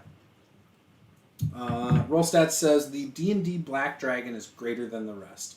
I prefer the Blue Dragon for D&D over that, and I like the Green Dragon from Pathfinder probably second. You know what? I should do a video on that. Look at this. I'm coming up with all these video ideas. Favorite Pathfinder and D&D dragons, and I'll just rank them.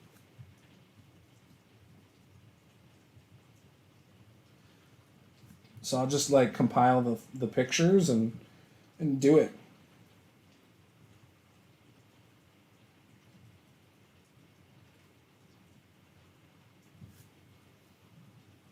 I don't normally do list videos or ranking videos. I steer clear of those, but I know a lot of people do like they'll do your favorite spells or your favorite feats and things like that. I don't tend to do those. I feel like those are just kind of, they're not usually informative. They're very clickbaity in my mind because I do feel compelled to click them, but then afterwards I'm like, I watched it, but not really, don't really feel like I learned anything, right? And when I do my videos, I try to either teach someone something or at least offer a perspective that might change other people's minds.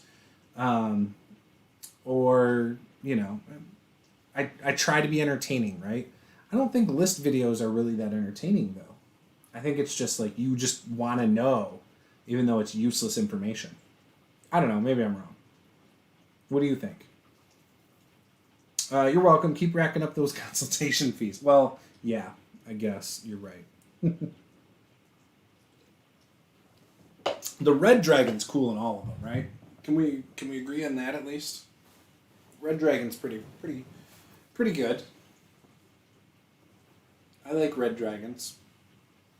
I have the evolution of that too, in my display case. Back in like 2014 and 15, I bought a lot of miniatures. A lot.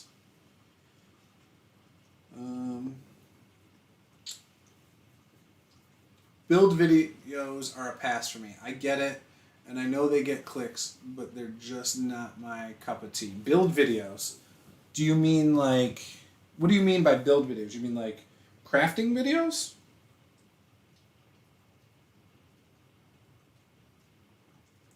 Let's look up the Pathfinder Red Dragon. I think that one has a bunch of spikes on the head, if I remember right. Technically, I guess it's on the cover. The Black Dragon for Pathfinder's on the cover of the Game Master Guide. The Red Dragon's on the cover of the core rule book. Okay, yeah, the Red Dragon has a ton of spikes on it. That's kind of its thing. There's all the spikes. Okay, what about D&D's Red Dragon? I feel like that one, especially, that one that's like, now if you try to buy it, it's like $300. It's that massive one. That one is awesome. Yeah, it just looks like a dragon, like what you would expect out of a dragon. Yeah, that massive one though, gosh. That's like a bucket list item right there. It's even got the fire that you can take out of its mouth. It's like on a giant square base. Oh, they should make that as a one that you can paint yourself. That's gorgeous. Absolutely gorgeous. Character builds. Here's how you break the game type videos. I actually do enjoy those because I feel like I learn stuff sometimes, like combinations and stuff.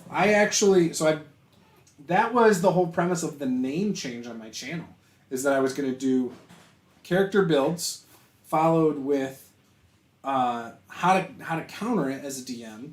I was also then going to do player adventuring party videos, where like what is a good group, like what are some things you can stack against other things, whether it's buffing spells mixed with other things. And as a DM, then I would do a counter video the same week, because it was going to be 2 videos a week, and then it would be how would you handle some of these OP adventuring parties that have synergized themselves.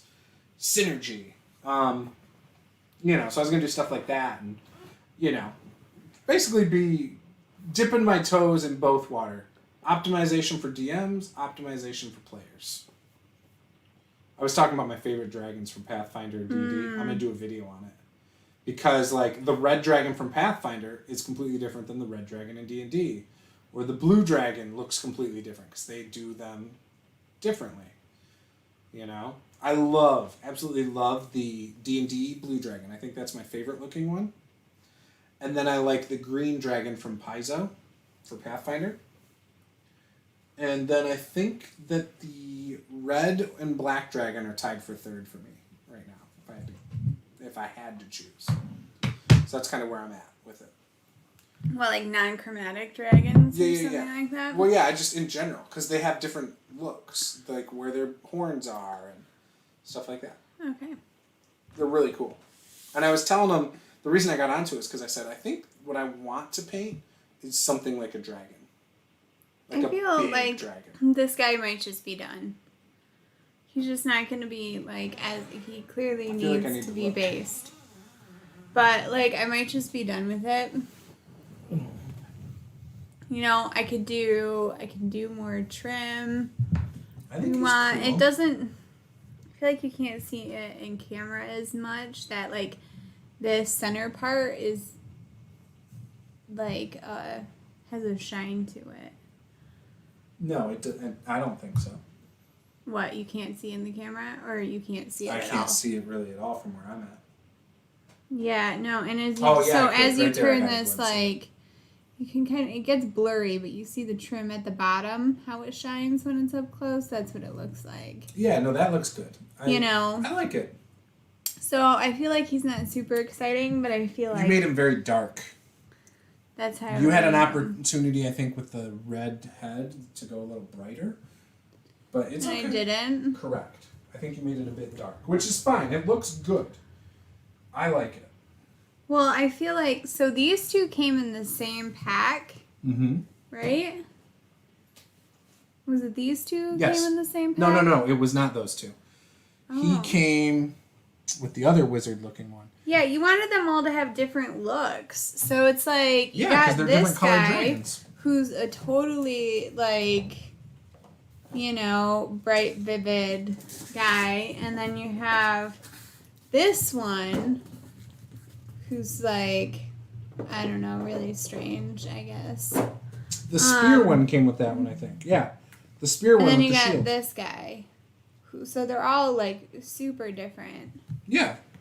So. Which is cool. Yeah, I'm cool with you if you say he's done. What are you going to paint next? Okay. You're going to paint one of those new ones, weren't you? Which one stands out? Yeah, I don't know. I mean, you said they were easy. What do you guys want to do? Like, I kind of just want to do this table, maybe. Yeah. Like, just start the table real quick. Okay. I don't know. What do you think? I think that's fine. So, this is not something I normally do, but I might paint this like a black or a brown. The table? No, like paint the whole thing a black or a brown, and then start paint black. the items on the table. The reason you start black is because of the cracks of the table and the wood. And so then when you go brown over it, yeah, I know, it looks but like it's wood grain. I know that's not super like me, but I think I'm just gonna do the whole thing that way. Okay. Okay.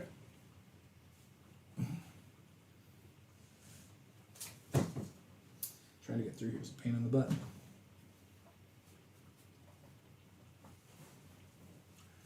Do the wizard table, but you have to put cool script in the book. Oh, she will. She'll put red runes. Rule stat script in the book. Yeah, so I've done a couple, like, scripts before. Do you have those guys? Where are those guys? The wizard guys? Yeah, that I did the... I don't know. Yep, I'll pull it out before we paint next time.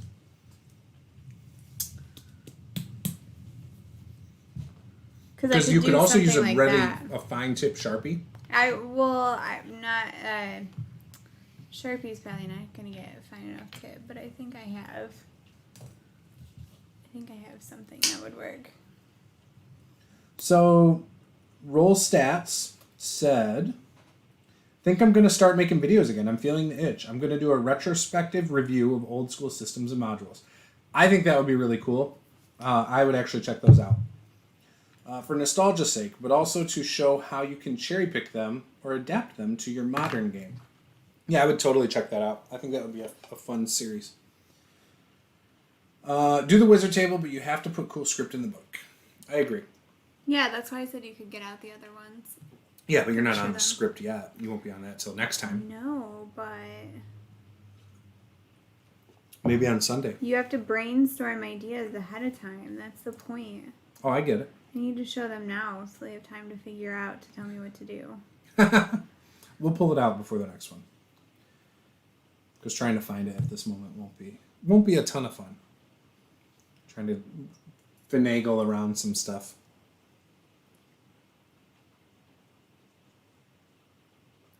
What would you guys like to see me paint? I don't think character minis are good for me. I just don't think I'm ready to handle that. Like, I feel like... Detail? No. I mean, yeah, detail's one thing, but that's not really why. I'm thinking, like... For instance, I feel like I could paint, like, another lizard, or I could paint something along those lines. Something more basic, I feel. Not a ton of different clothing, not a ton of different accessories. Because, it offers its own challenges. Trying to get the color right on something like an animal of some sort is difficult in its own way. You know what I mean?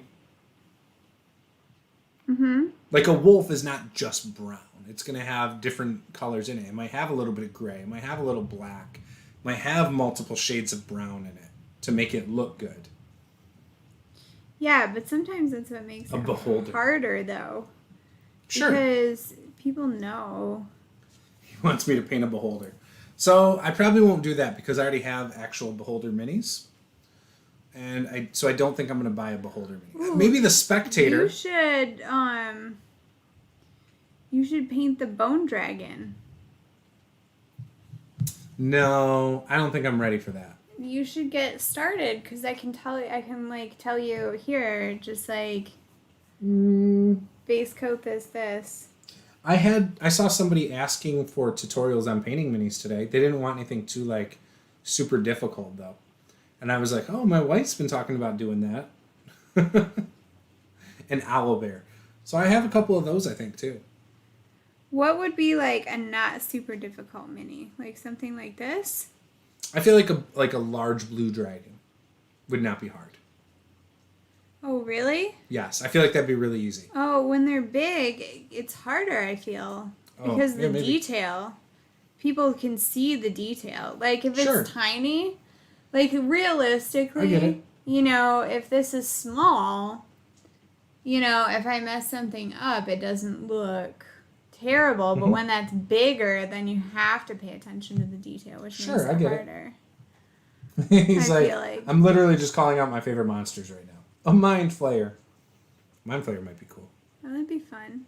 Do we have a mind flayer? Not unpainted.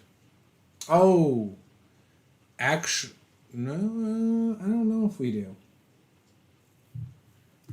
Something easy for Juce would be like a rock, maybe. Yeah, or terrain, like dungeon terrain. I've painted dungeon terrain before, and it looks really good. I can mix some grays and blacks and whites and subtle green or whatever to make a nice looking dungeon tile. Or a cavern with like blacks and browns. We don't have any dungeon tiles that need to be painted, though, do we? Not yet. Don't we have like a couple like catapults or ballistas? Yeah, those are in that box. Something like that. Pile of chains. Yep, we do. I could do the chains. Yeah, do something like that. Or like a twig. See, so this popped up here, and now it just popped up in my other chat. Yeah, twig blights would be awesome. I do like the twig blights and needle blights and treants and all that. I love that stuff. Like, I do wish I had more minis of those. Yeah? Yes. Those, you know what? I might, thank you for saying that, Roll Stats. That might be the next couple minis, like, when we get around to getting unpainted minis. I think that's what we might go with. We might go with some twig blights. And I would paint those. That's right up my alley. Twig blights, needle blights,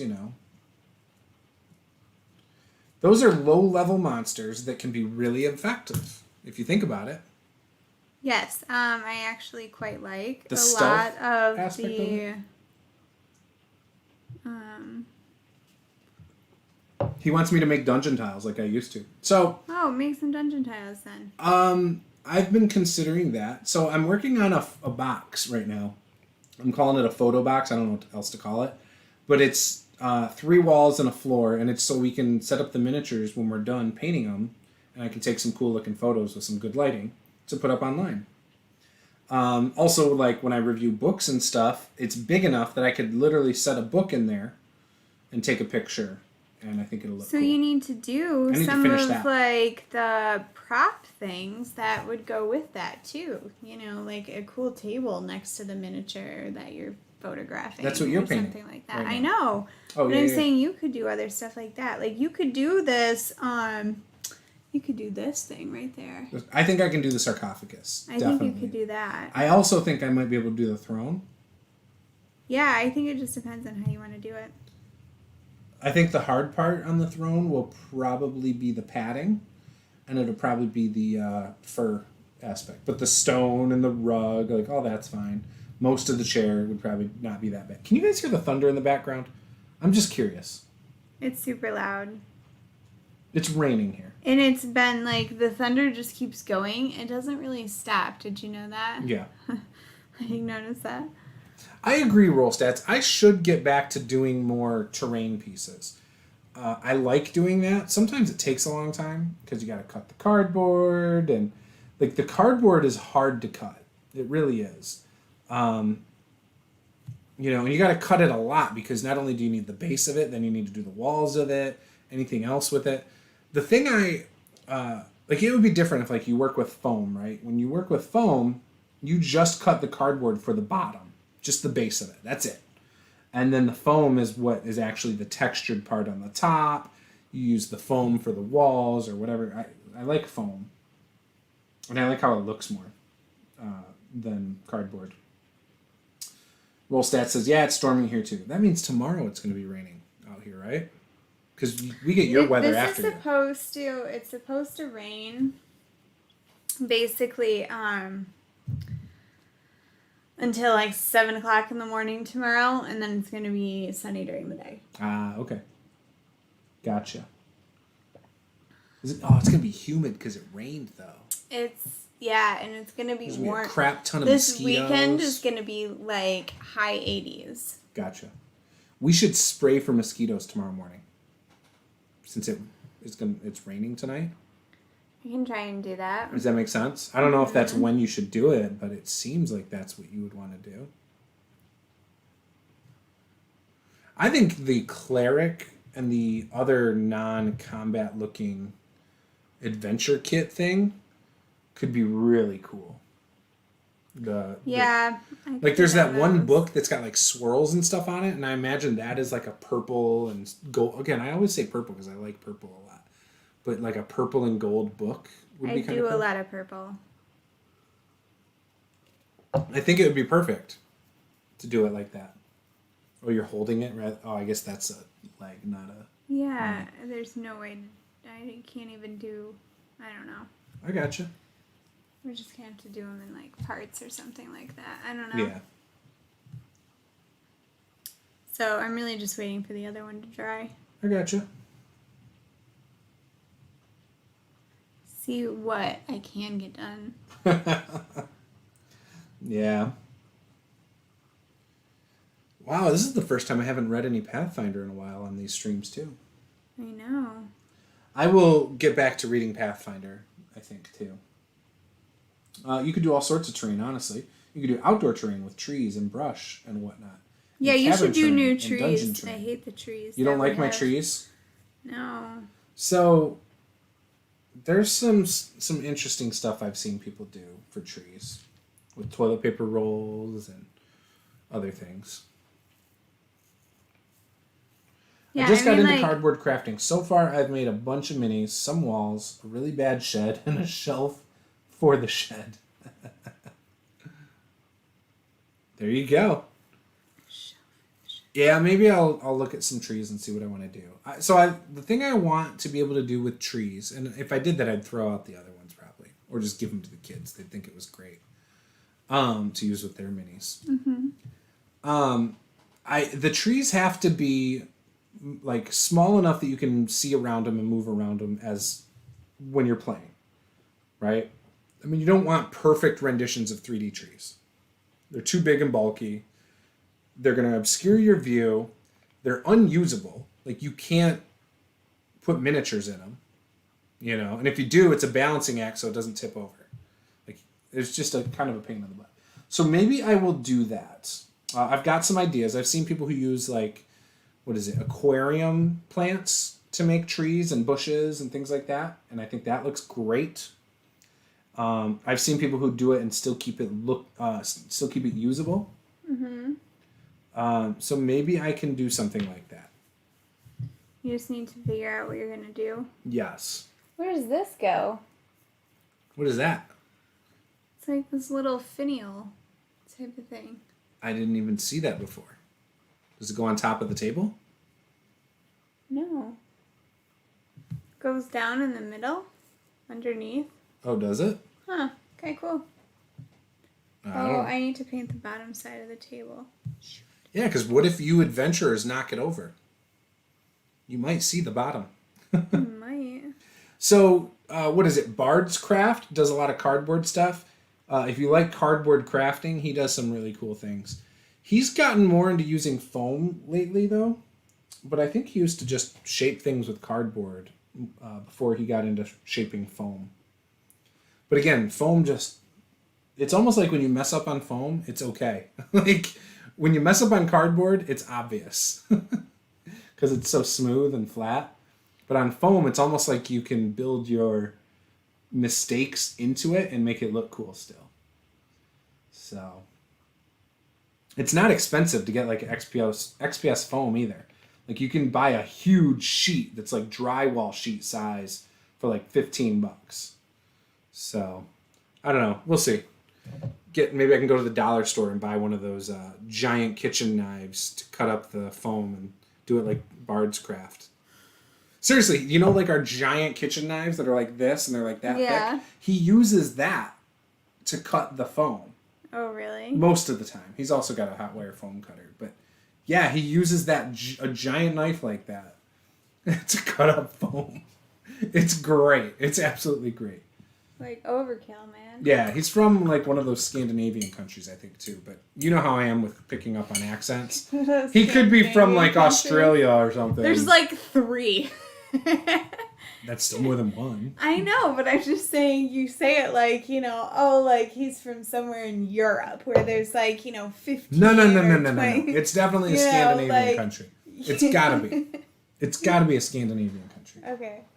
I just have a feeling. I have a hunch. I could be wrong. I think he said it before, too. Because he talks about oats. They eat oats all the time. Out of these weird, like, white boxes. It's always oats. There's a guy who made a xenomorph head out of cardboard and the Millennium Falcon. I believe that. I saw this one guy build a boat with kraken tentacles. I'm not a big train guy, but it was the coolest thing I ever saw.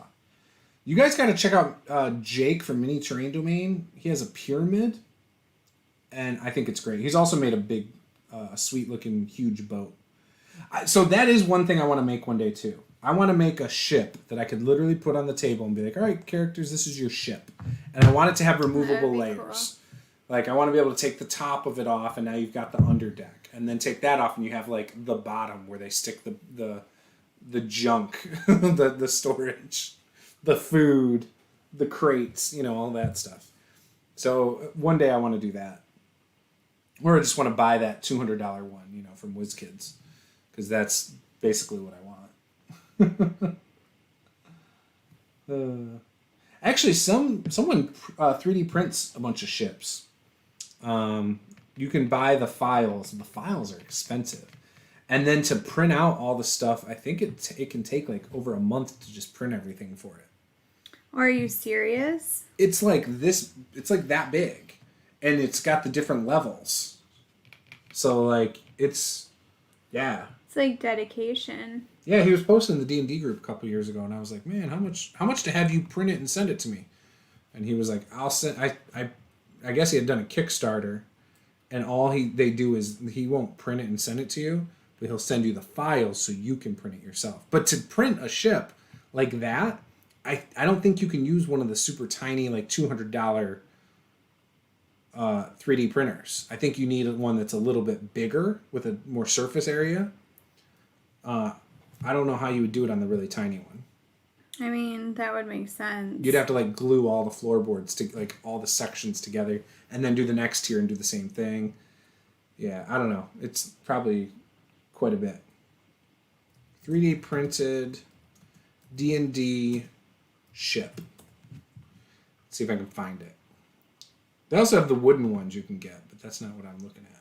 What I'm interested in. Etsy has something for $42. I wonder if that's just I don't want that. Let's check this out. D&D frigate pirate ship wargaming pirate fleet boat, $125. Why is this one only 25? 3D Egos. Let's check them out.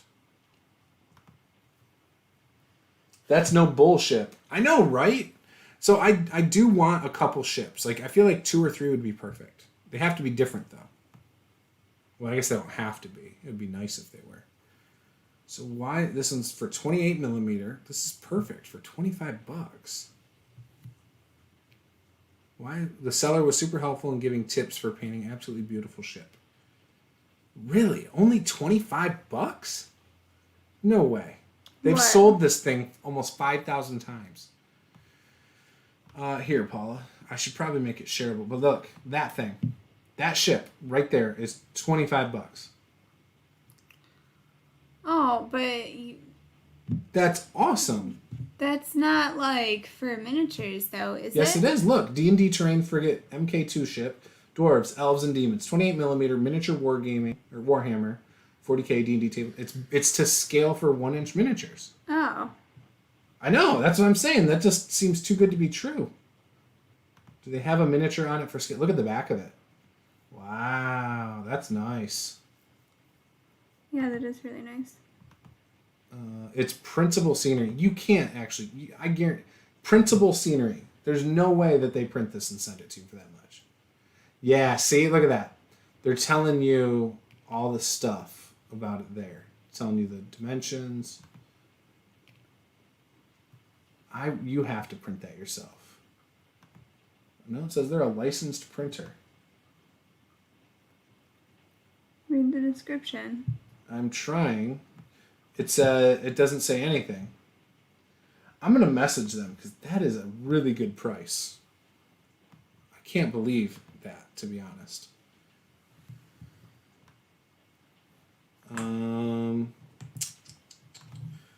Oh, yeah. Oh, okay. For 15 millimeter, it's 25. For 28 millimeter, it's 85. And for 32 millimeter, it's 106. So that's why. So it's still, but that's still pretty cheap. $85 is not bad. 85, and then it's $35 for shipping, it looks like. Cannons don't fit in their holes. Pieces didn't come with any instructions. No poles were provided for making the crow's nest. Lots of 3D printing residue. Oh, that's a bad review. I do love it, but it was smaller than I was thinking. The paint job wasn't quite up to par for the price. Bought this set for a friend. They shipped super quick. The dice themselves are gorgeous and well balanced. Oh, apparently they sell dice. All right, so that's interesting. What else do we got here? You doing all right over there? Me? Yeah. Oh, God, I'm turning into my Oma. She would swear all the time. Just use alternate words. It's okay, Roll Stouts. You're allowed to do that. Yeah, there's some cool boats that people have. So this, Paula, this one is the WizKids one. I don't know if you've seen this one. This one's like $180. Well, that one's cool. Yeah, it's huge. February 2019. Let's just see what happens if I click buy WizKids. Yeah, it's $250 now. Jeez. Used to be $130, I think, when it first came out. And I don't think you can... It opens up to the underdeck on that one. So literally you can just play on the surface. But that's okay. It seems like it would be boring to paint. Is that bad for me to say? That one you don't paint. It's already painted. Oh, okay. So Amazon, it's only $170. So there you go. If you want to paint, you want yourself a pirate ship. Oops, I did not want to open a new tab. Trying to close tabs. Does everyone else in the chat feel like Juce is trying to lobby Paula for permission to buy a ship? Nope, that's what Patreon's for, dude. He probably is. No, I would not lobby for a $200 ship right now. No, I'm actually, right now I'm thinking of making one. I know like Black Magic Craft has a template for making one, but I think his is using XPS foam and a hot wire foam cutter. So if anything, I'm lobbying for an hot wire foam cutter. Oh God, he's asked me so many times. I've asked for that for a couple years.